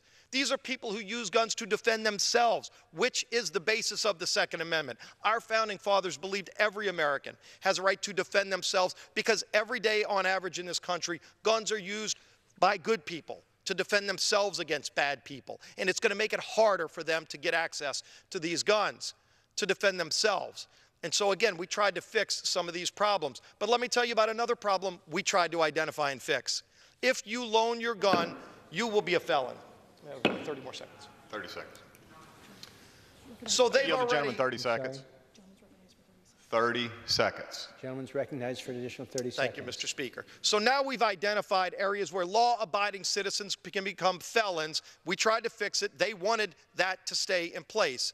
So what is that motivation? But then we identified another problem. If someone who's in this country illegally goes to buy a gun and the system flags them, and it says, wait a minute, this person's not even here legally, they're breaking federal law trying to buy a gun, we said we should notify ICE so that at least our Border Patrol agents in the interior can deport them.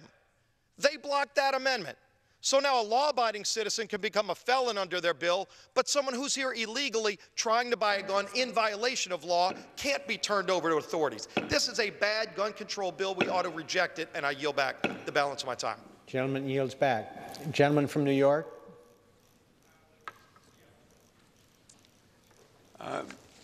Mr. Speaker, I just want to point out the penalty in this bill that keeps being cited as $100,000 is in fact $1,000, and I reserve. Gentleman reserves. Gentleman from Georgia. Thank you, Mr. Speaker. At this time, I would request of the chairman, does he have any more speakers at this time?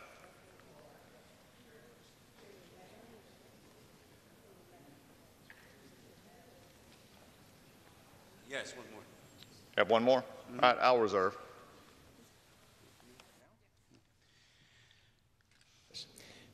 Will remind all persons in the gallery that they're here as guests of the House and that any manifestation of approval or disapproval of proceedings is in violation of the rules of the House. And members are reminded to avoid referencing occupants of the gallery. Gentleman from New York. Thank you, Mr. Speaker. I now yield 2 minutes to the distinguished author of the bill, the gentleman from California, Mr. Thompson. I thank the gentleman for yielding. I was asked to talk about some of the outrageous allegations that were made about this bill, and the chairman already cleared one up, and that's the $100,000 fine that we're hearing from the other side. It's $1,000, as was pointed out. We also heard that this isn't constitutional. Well, the Constitution is pretty clear. Individuals have a right to bear arms. Nobody's disputing that. As a matter of fact, it was settled in Heller versus the District of Columbia.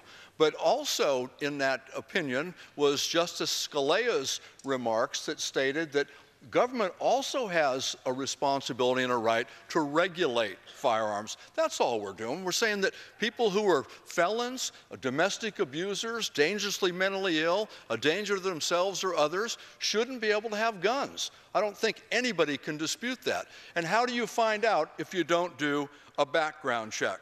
My friends on the other side of the aisle said, this won't work. We heard it 100 times. This won't work. Well, we've been working on this for 6.5 years, ever since Sandy Hook. We've pleaded with the other side to work with us, have a hearing. What are your ideas? Absolute silence from them. Absolute silence. This does work. We know that licensed dealers stop the sale of firearms to 170 felons every day, 50 domestic abusers every day, because they're required to do background checks. But in some states, that same individual can be found to be prohibited, walk outside and go to a gun show or go online and buy a gun without the benefit of a background check, and that is wrong. Countless speakers from the other side of the aisle said this wouldn't have stopped this crime. This wouldn't have stopped this mass shooting. This wouldn't have stopped that mass shooting. Well, my friends, if that's your standard, if you will only support a bill that will stop every mass shooting, that will stop every death by a firearm, that means you want to get rid of all guns, and no one on this side of the aisle is saying that. Because the only way you can ensure that there'll never be another person murdered by someone with a gun is to do away with all guns. We have recognized that from day one. Numerous speakers have said just today on this floor, this will not stop every death, but it will stop some, and it's certainly worth pursuing. I urge your aye vote. Yield back the balance of my time. Gentleman yields back. Gentleman from Georgia. Thank you, Mr. Chairman. And is this now, Mr. Chairman, the final speaker? I'm prepared to close. We're prepared to close as well. Mr. Speaker, before I close, I would like to say that I agree with the statement from the gentleman just now that there are maybe the ones turned away every day. The problem is there's only 60 a year prosecuted for what is a crime.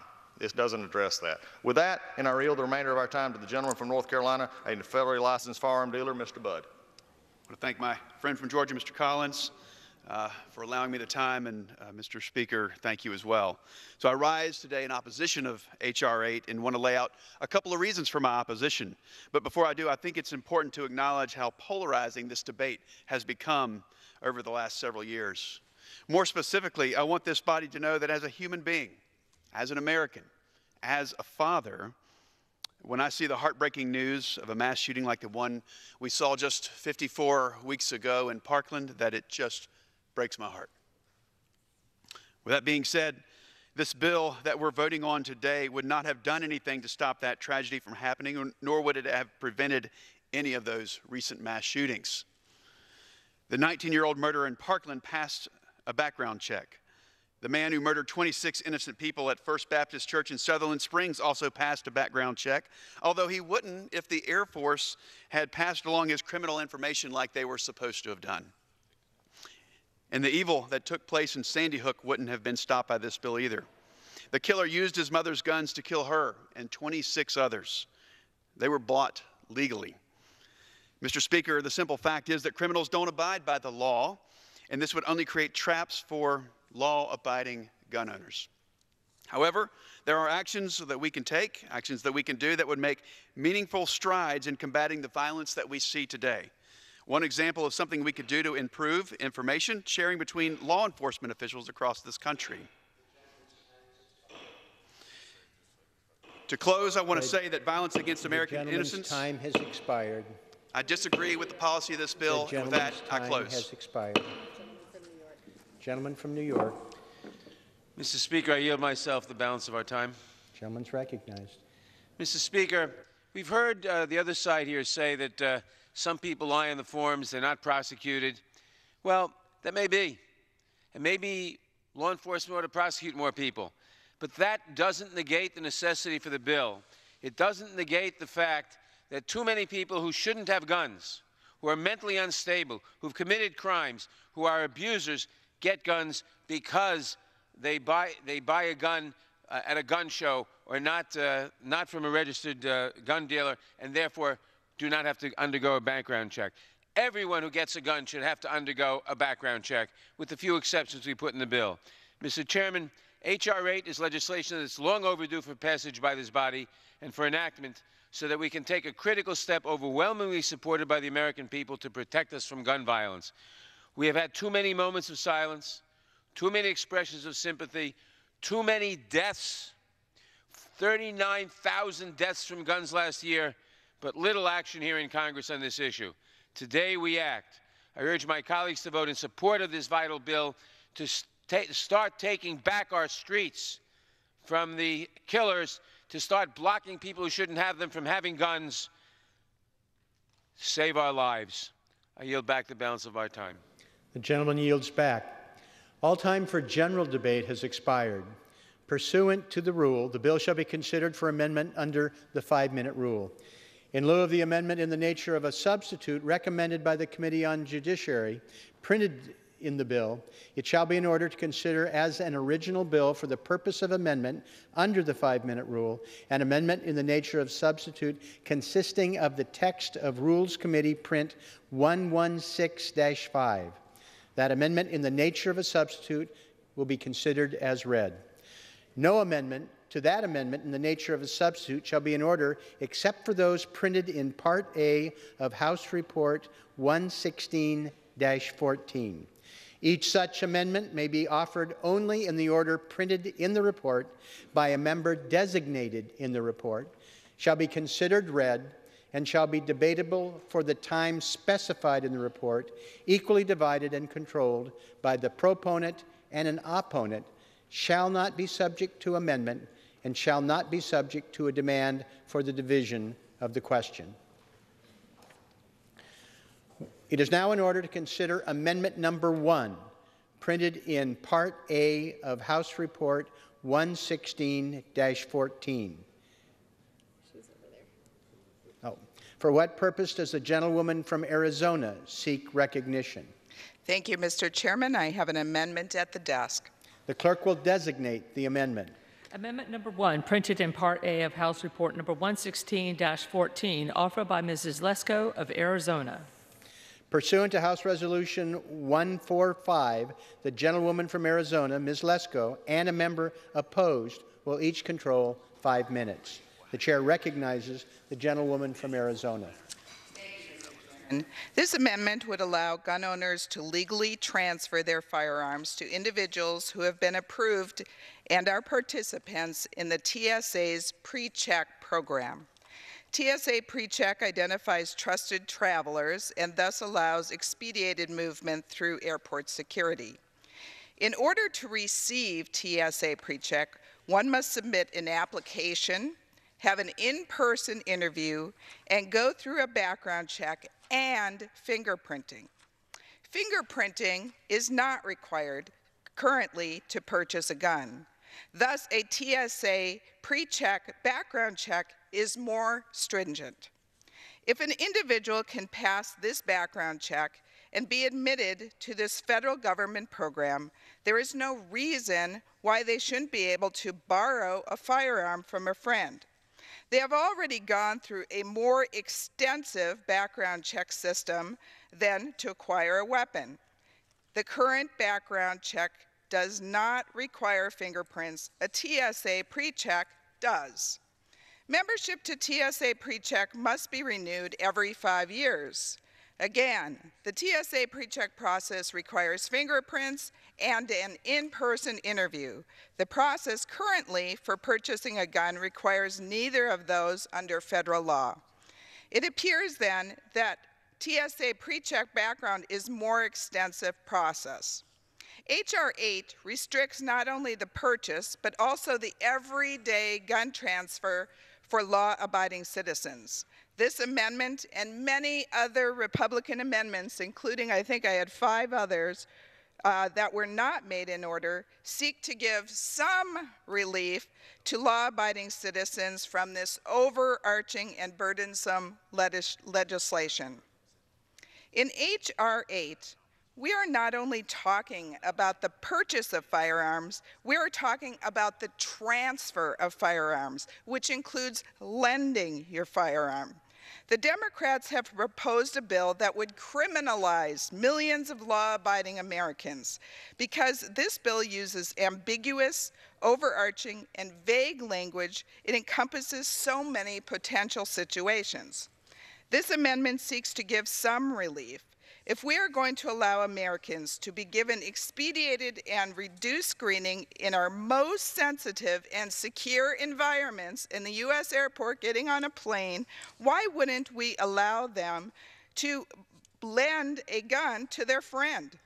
H.R. 8 criminalizes me and others just for handing someone a firearm who isn't a direct family member or in other very narrow situations. In fact, as I said yesterday, the language in this bill is so ambiguous. What is imminent danger? There is no definition in the bill. Mr. Chairman, I reserve the balance of my time. Gentlelady reserves. Does anyone seek time in opposition? I seek time in opposition. Gentleman from New York. Thank you. Recognized for 5 minutes. Thank you, Mr. Speaker. I rise in opposition to this amendment because it is fatally flawed and would undermine the public safety impact of the bill. The amendment would add an exception to background check requirement for anyone who is a participant in the TSA pre-check program of the Department of Homeland Security. By exempting those who have obtained a TSA pre-check from the background check requirement, the amendment would allow many dangerous people, including people with disqualifying mental health conditions and some criminal convictions, to obtain firearms without a background check.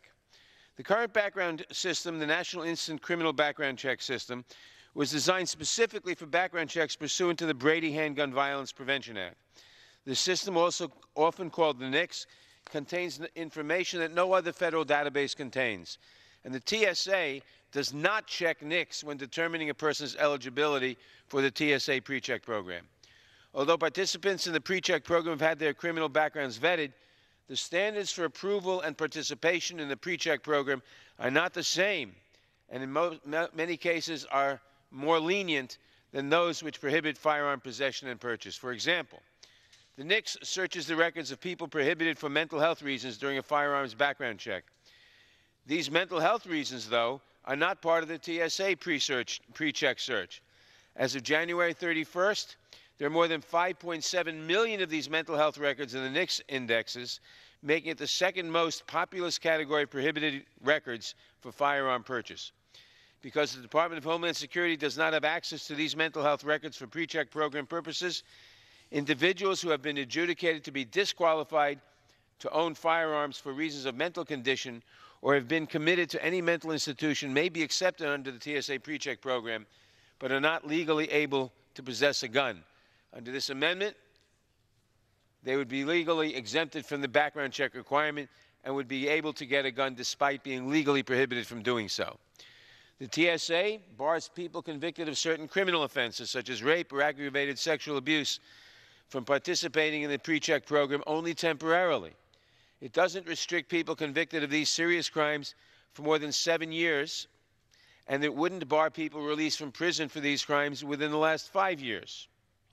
Under current law, these felony convictions prohibit possession or purchase of a weapon, but under this amendment, people released from prison within the last 5 years for these crimes could get the weapons, The pre-check program does not have a minimum age requirement, and this amendment would allow people under the ages of 18 and 21 to purchase firearms illegally and without a NICS background check. Furthermore, the TSA pre-check program only requires a background check every 5 years, and the pre-check system may not be advised that a firearms disqualifying offense has taken place after the initial pre-check background check has occurred. In other words, you get the TSA pre-check, and if you're convicted afterwards, within 5 years, for a very serious crime, under this amendment, you could get the gun, although legally you shouldn't, without a background check, and the TSA pre-check program would not have picked it up. These shortcomings of the TSA pre-check system make it an inadequate and dangerous substitute for a NICS background check. To prevent potentially prohibited purchases from obtaining firearms, licensed dealers should conduct background checks on participants in the pre-check program as they would with any other member of the public.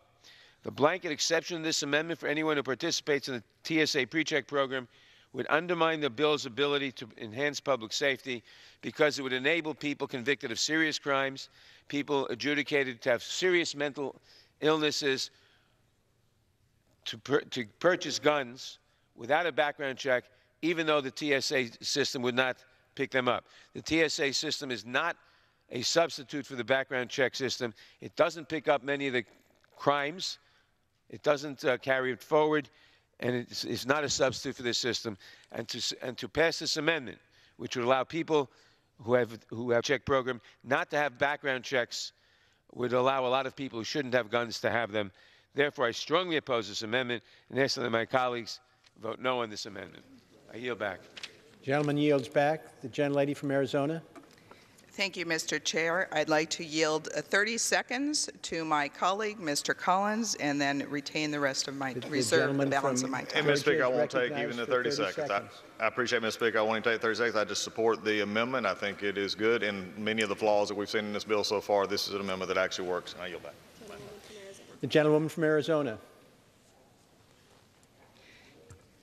Thank you, Mr. Chair. Mr. Nadler, in his statement, said that my amendment would allow dangerous people to get guns. I have to say I disagree. I am the ranking member on the Homeland Security Subcommittee that deals with TSA, and the TSA pre-check system is more stringent than the background currently required to obtain a gun when you purchase it. Again, it requires a fingerprint background check and an individual interview. Neither of those are required right now. You know, we had offered a number of amendments to help this bill become less burdensome on law-abiding citizens. And so I'm happy that one was at least ruled in order, this TSA one, and I would ask my colleagues to please vote yes on it. Mr. Chairman, I urge adoption of this common sense amendment, and I yield back the remainder of my time. The gentlewoman yields back. Is remaining. The question is on the amendment offered by the gentlewoman from Arizona. Those in favor say aye. Aye. Opposed, no? No. In the opinion of the chair, the noes have it. Mr. Chairman, I request the yeas and nays. Does the gentlewoman request a recorded vote? Yes, I do.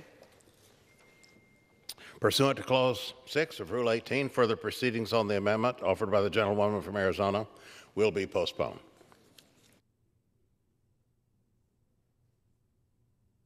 Now, in order to consider Amendment Number 2, printed in Part A of House Report 116-14.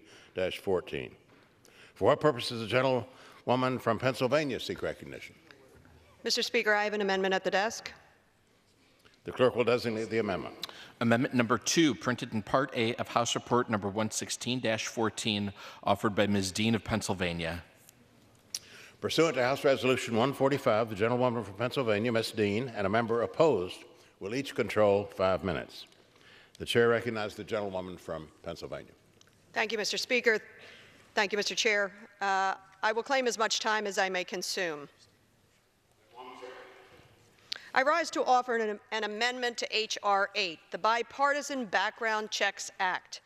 My amendment clarifies that those at risk of committing suicide would be exempt from the background check requirement in instances of imminent threats of death or great bodily harm. Specifically, this legislation amends the bill to insert the line, quote, including harm to self, family, household members, or others, end quote, to the list of instances when a person is exempt from the background check requirement and may temporarily transfer away a firearm for safekeeping. The spirit of this long overdue legislation is to save lives, and I urge my colleagues to support my amendment, which will further achieve this goal by addressing the leading instance of gun death in this country, suicide. Last year, nearly 40,000 people were killed by gun violence, another 80,000 literally caught in the crossfire. Of those killed, over half, more than 20,000 people, tragically died by gun suicide. And the problem has grown. Nationally, over the past years, the past decade, the rate of suicide by gun death has increased 19%. This is a problem that grips our entire nation. In my home state of Pennsylvania, there has been a 24% increase in gun suicide over the past 10 years, claiming the lives of over 14,000 people. These are our friends, our loved ones, young and old, people for whom our hearts ache, people wish we could hold just one more time. And I offer up the picture of a dear friend of my family, Ron. Unfortunately, very few of us are left unscathed by this problem, and while there are many factors that contribute to self-harm, the presence of a firearm in the home increases the risk of suicide, and not surprisingly, using a gun is the method that most often ends in death. Guns are dangerously effective at what they are designed to do. That is why this amendment is so important. It ensures that those in crisis can temporarily transfer a firearm safely until the crisis has passed. It clearly defines that a person can temporarily hand over firearms to someone they trust while they work through this difficult time. This clarity is needed because in times of crisis, moments matter. It may literally be the difference between life and death. We're here today at a historic moment to take action against the violence that plagues this country, our communities, and our loved ones. The Bipartisan Background Checks Act, with this amendment, will keep guns out of the hands who legally should not have them, and also gives those who need a safe way to separate themselves from their guns a way to do so. And if we have the courage to pass this legislation, the courage here in the House and in the Senate and in the White House, it will do just that. It will save lives. I reserve the balance of my time. Gentlewoman reserves her time. Who claims time in opposition? Mr. Speaker, I claim time in opposition. Gentleman is recognized for 5 minutes. Mr. Speaker, I appreciate the willingness to the amendment, I think, but I rise in that, again, this is something discussed at committee. It was an attempt to, it's basically a failed attempt to fix one of the shortcomings of this legislation. I understand why they would bring it. I understand why they would want to fix it, because the existence vindicates what we've been saying about the flaws in the bill, which we discussed at committee. You know, like other formats that are going to be offered, this is nothing more than trying to basically change the appearance of what is a flawed perception. And the problem here is it addresses the undefined term of imminent used in the bill. Mr. Chairman, it is well known, and I've spoken about it many times, I am still currently serving as a United States Air Force chaplain. I've pastored for many years, and I have been on the other end of phone calls from those who are struggling and thinking of taking their life.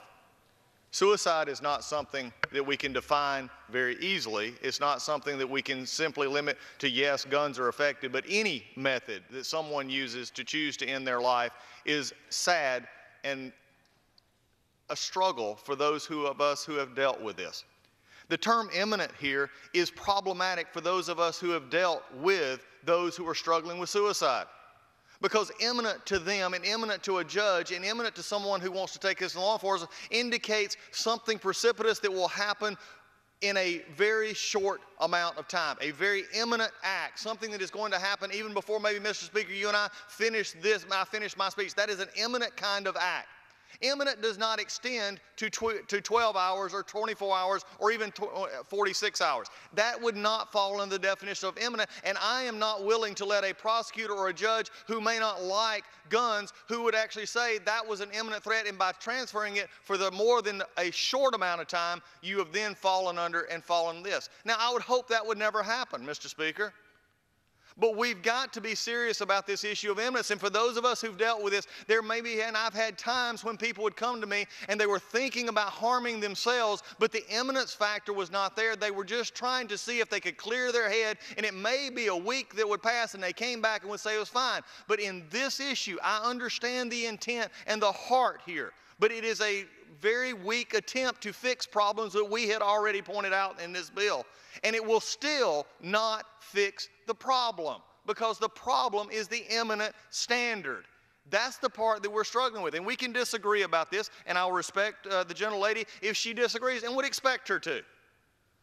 But let's remember, this is carried out if, for say, which I would hope would not happen, this bill actually becomes law.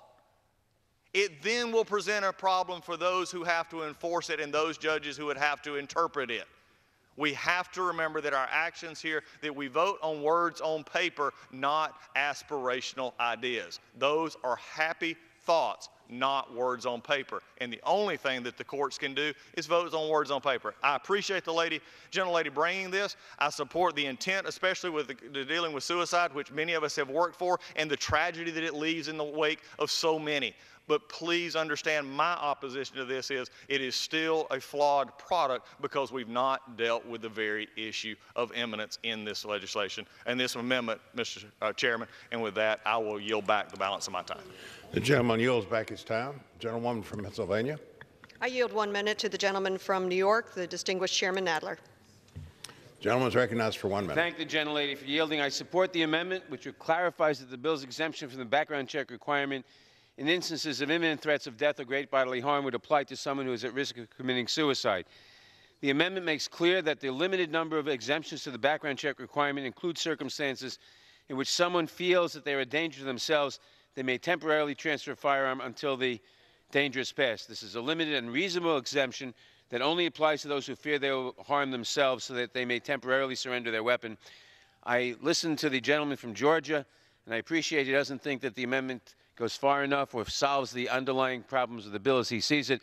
But even from his point of view, it should go in the right direction. So I urge everyone to support this amendment. I yield back. Gentleman yields back. The gentlewoman from Pennsylvania. I yield to myself as much time as I might consume. The gentlewoman is recognized. I thank you, Mr. Speaker. I thank the chair. I thank the author of this bill, Representative Thompson. And I thank all of the tireless advocates who have worked to bring us to this day. And I thank the good gentleman from Georgia for his comments. Clearly, he understands the gravity and the grave nature of gun death by suicide in this country. As you can see, that number has been escalating over the past 10 years. That includes more than 20,000 people in a single year. Gun violence by suicide is quite deadly. We know it. And so I thank my colleague from the other side of the aisle for at least supporting the spirit of what we're trying to do here. For the greater safety of our citizens, our neighbors, our friends, and our family members, I urge my colleagues to support this amendment, and please support this bill, H.R. 8. I yield the balance of my time. The time of the gentlewoman has expired. The question is on the amendment offered by the gentlewoman from Pennsylvania. Those in favor say aye. Aye. Opposed say no. In the opinion of the chair, the ayes have it. The amendment is agreed to.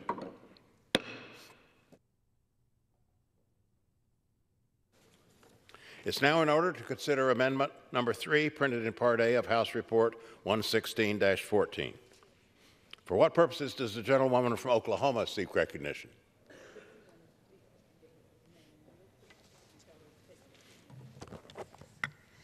Mr. Chairman, I have an amendment at the desk. The clerk will designate the amendment. Amendment number 3, printed in Part A of House Report number 116-14, offered by Ms. Kendra S. Horn of Oklahoma. Pursuant to House Resolution 145, the gentlewoman from Oklahoma, Ms. Horn, and a member opposed, each will control 5 minutes. The chair recognizes the gentlewoman from Oklahoma. Thank you, Mr. Chairman. I yield myself such time as I may consume. H.R. 8 is a critical piece of legislation that I am proud to support. Congress needs to act to cut down on our nation's widespread gun violence. We must close loopholes that give buyers and sellers a way around background checks. There is no reason vendors at gun shows or online should be exempt from the safety measures other merchants must obey. We should also vet sales between two people. But that is not to say that there should be no exceptions. My amendment carves out protections for people who face risk of domestic violence, dating partner violence, sexual assault, stalking, and domestic abuse. The underlying bill, H.R. 8, already creates an exception to the background check requirement when there is a temporary weapon transfer, if the transferee is at imminent risk of death or great bodily harm. But our amendment is meant to make it crystal clear and explicit that this exception applies when the transferees are protecting themselves from an abuser. It does not expand the underlying exception. It offers one critical example of where it might apply. When I talked to Oklahomans across my district last year, they confided in me their concerns about gun violence. I promised to work towards policies that would protect them. We need to protect our Second Amendment right, but there is no credible reason why we, as a state and nation, can't acknowledge there are steps we can take to save lives and find a path forward to do so. H.R. 8 does just that. It increases safety without limiting our Second Amendment rights by implementing common sense policy. But when we take these common sense steps, we need to acknowledge our power to create unintended consequences and to prevent them. That is why I'm offering this amendment in addition to my commitment to gun safety. I've talked about my devotion to helping protect women and families. Between 1998 and 2017, Oklahoma Domestic Violence Fatality Review Board found nearly 1,700 people were killed in our state because of domestic violence. In 2017 alone, 91 Oklahomans were murdered. The National Intimate Partner and Sexual Violence Survey found that nearly 2 in 5 Oklahoma women will face some form of domestic abuse or sexual violence during their lifetimes. Oklahoma is consistently ranked in the top 5 states for women killed by men in one-on-one homicides. Oklahoma domestic violence programs serve an average of 18,000 people annually, according to the YWCA. For us, that means many things. Oklahoma is not an exception. These problems persist. 1 in 4 women and 1 in 9 men experience intimate partner physical violence. These people deserve to be protected. For us, that means things including strengthening and reauthorizing the Violence Against Women Act and investing in support services and family justice centers. But it also means we need to empower people to protect themselves. That is why Congress should pass laws to strengthen background checks and create exceptions for those who truly need them. I reserve the balance of my time.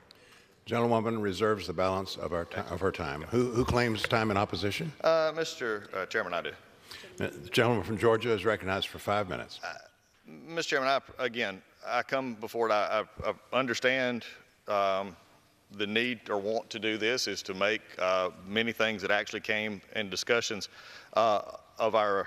in our committee about some of the problems that we found here, and this is a mere submission is another tactic admission that the Democrats understand the flaws in this bill. It also goes back, Mr. Chairman, it's not something that I'm going to relitigate here, but it's also when debates cut short, this is what happens when you get to the floor. When debates cut short in committee, this is what happens. They realized that good parts were brought up, but yet they chose to push through a bill because they had a timeline. We went through this in the Rules Committee. I get it. This is what's coming up. But again, to put this in constitute bodily harm, it's minimally helpful at this point. It goes back to the problem we had with imminent and the last one. These are all things, frankly, that could have been, even in a bill that I would disagree with at the end of the day on this. This is, again, not something that is going to fix. And a victim of domestic abuse can live in constant fear of her abuser and feel threatened at all times.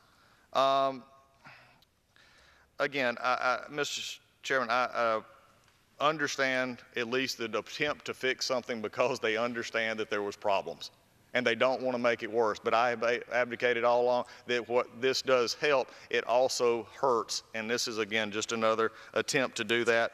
I appreciate that they're figuring out the problems now.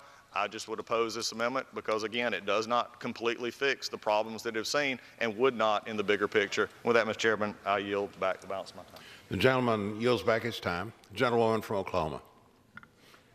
Thank you, Mr. Chairman. I'd like to yield such time as she may consume to the gentlewoman from Kansas, Representative Davids.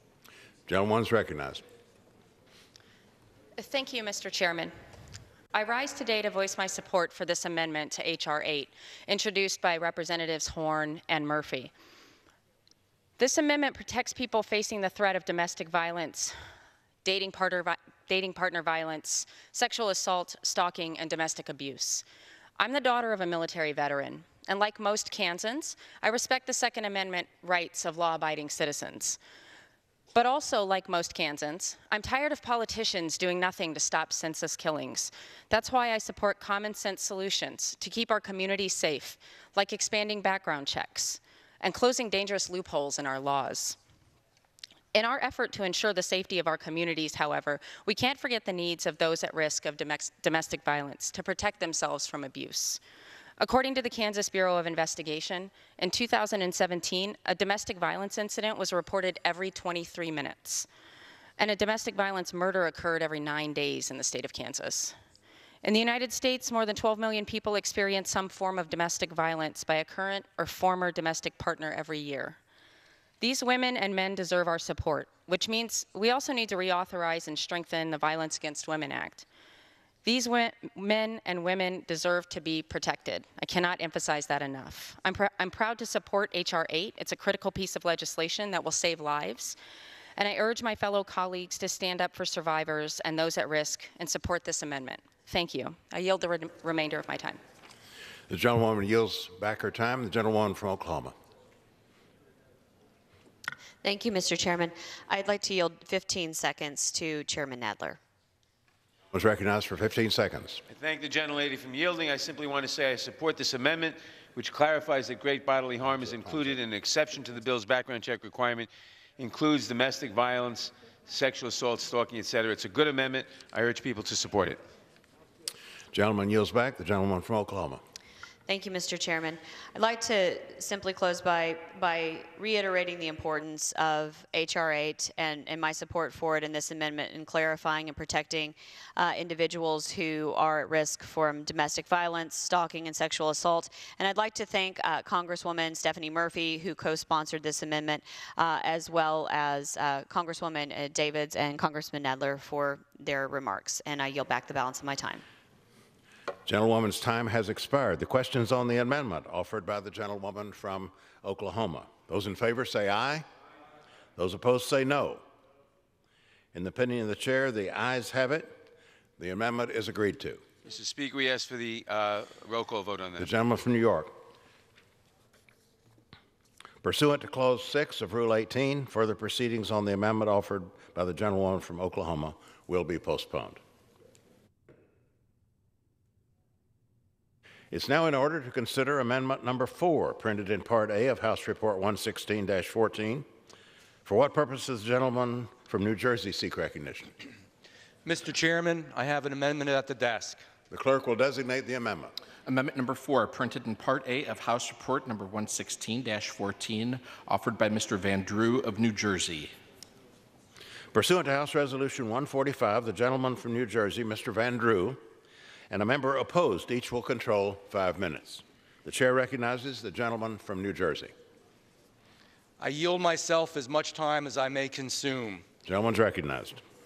My amendment clarifies that the exceptions for gifts and loans of firearms between parents and their children applies to step-parents and stepchildren. The reason I offered this amendment is to recognize that the relationship between step-parents and stepchildren is sometimes stronger or as strong than that of the biological parent and child relationship. The parents of one of my closest friends are technically step-parents, but you would never know it because they are all so close and love each other so much. The amendment also clarifies that gifts and loans of firearms among family members are still subject to the existing legal standard for all transfers. Existing law states that no person may deliver a firearm to someone if he or she has a reason to believe that the person is prohibited from possessing a firearm. Consequently, even gifts and loans among family members are not permissible if the transferor has a reason to believe that the transferee may use the firearm in a crime or is prohibited from possessing firearms. Again, the amendment clarifies that while a background check is not required for these transfers, the existing legal standard continues to apply. I urge a yes vote on this amendment, and I reserve the remainder of my time. The remainder of his time. Who claims time in opposition? Mr. Chairman, I claim the time in opposition, but as opposed to the amendment, I am not opposed. Without objection, the chair is recognized to utilize the 5 minutes allowed for the opposition. Thank you, Mr. Speaker. Again, I'm not opposing this amendment, but like the previous amendment, again, it's proof that this bill was still not ready for prime time and should have spent more time instead of moving a very ill-timed previous question because of a timing deadline that they had to get to the floor. It fixes one of the many flaws in the bills. But I do have to ask the question here again. Republicans had solutions to these loose ends all over the bill, but our debate time was stopped. But I do have just a question here, although I'm not opposing this amendment. It merely adds the exchange between step-parents and their step-children. What about step-siblings who also love each other dearly? But this doesn't include that. Step-grandparents and step-grandchildren. What about foster families or adoptive families? Again, it is a simple fix that, again, goes forward and again struggles. But I do want to go back and address something, Mr. Chairman, that came up earlier, and it seemed to get an interesting response from friends across the aisle. But my colleague stated that the appropriate fine is $1,000, not $100,000. They cite the U.S. sentencing guidelines for this number, but I do have to remind the chairman that since the Booker decision, of course, the guidelines are only advisory. And we need not look to the advisory guidelines, but look at the statute the bill amends, the statute it actually is. Remember, we do not vote on aspirations in this chamber. We vote on words on paper. And 18 U.S.C. 924A5 contains the penalty violates S or Part S or F of 922, fined under this title, imprisoned not more than 1 year or both, 18 U.S.C. 357 1B5 for a Class A misdemeanor, which this is, that does not result in death, not more than $100,000. So it could be $1,000 or it could be up to $100,000. You know, I appreciate our confusion over this issue, but unfortunately, as I stated before, this is what happens when a bill is rushed to the floor. And, you know, this is why we oppose this legislation. And when we understand this, Mr. Chairman, again, you can offer amendments that make members feel good, but feeling good doesn't heal you. And feeling good will not make this better. I will not oppose this amendment, but again, I think in just the moments that I've had here, I raised enough questions about this amendment to take those very issues that were spoken of about the love between stepchildren, between step-parents and children. What about the step-siblings? What about the grandparents? That is still part of that device and not addressed in this. And again, going back to the issue of the fine, again, the statute and the bill itself is pretty clear. It's fined under this process and not the guidelines that are sentencing. With that, I reserve. Gentleman reserves his time. Gentleman from New Jersey. I yield myself as much time as I may consume. Mr. Chair, I want to thank the body for its support of my amendments, and I urge a yes vote on the Van Drew amendment. And this is a good amendment, and I believe it will be positive, it will be helpful, and I believe it creates an atmosphere which is a fair atmosphere for everyone to increase safety and yet at the same time to understand the relationships that do exist in step families. I yield the balance of my time. Thank you, Mr. Chairman. Gentleman yields back his time. Gentleman from Georgia. Thank you, Mr. Speaker. Again, I appreciate the gentleman bringing it. I think, but as was said, this is an attempt to make a bill that should have been vetted more in committee not be vetted more. And I appreciate, I'm glad this is, I'm not going to oppose your amendment, but when I take it a step further, what about the step parents and the step siblings between each other and the children of step grandparents and step grandchildren? I've had the wonderful look of those families. Those are precious families. Why are we just stopping at one? Again, it goes back to the heart, and I understand the rush to get here.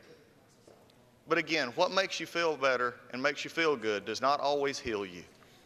And this is something that needs to be addressed. So with this, I'm not going to oppose this amendment.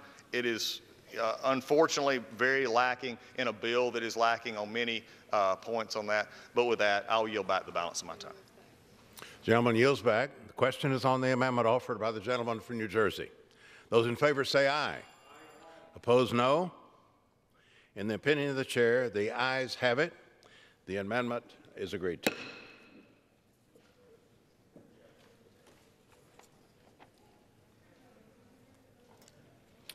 Pursuant to Clause 6 of Rule 18, proceedings will now resume on those amendments printed in Part A of House Report 116-14, on which further proceedings were postponed in the following order.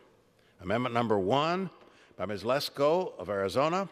Amendment number 3 by Ms. Kendra Horn of Oklahoma. The chair will reduce to 2 minutes the minimum time for any electronic vote after the first vote in this series. The unfinished business is the request for a recorded vote on Amendment number 1, printed in Part A of House Report 116-14 by the gentlewoman from Arizona, Ms. Lesko, on which further proceedings were postponed and on which the noes prevailed by voice vote. The clerk will redesignate the amendment. Amendment number 1, printed in Part A of House Report number 116-14, offered by Mrs. Lesko of Arizona. A recorded vote has been requested. Those in support of the request for a recorded vote will rise and be counted. A sufficient number having arisen, a recorded vote is ordered. Members will record their vote by electronic device. This will be a 15-minute vote.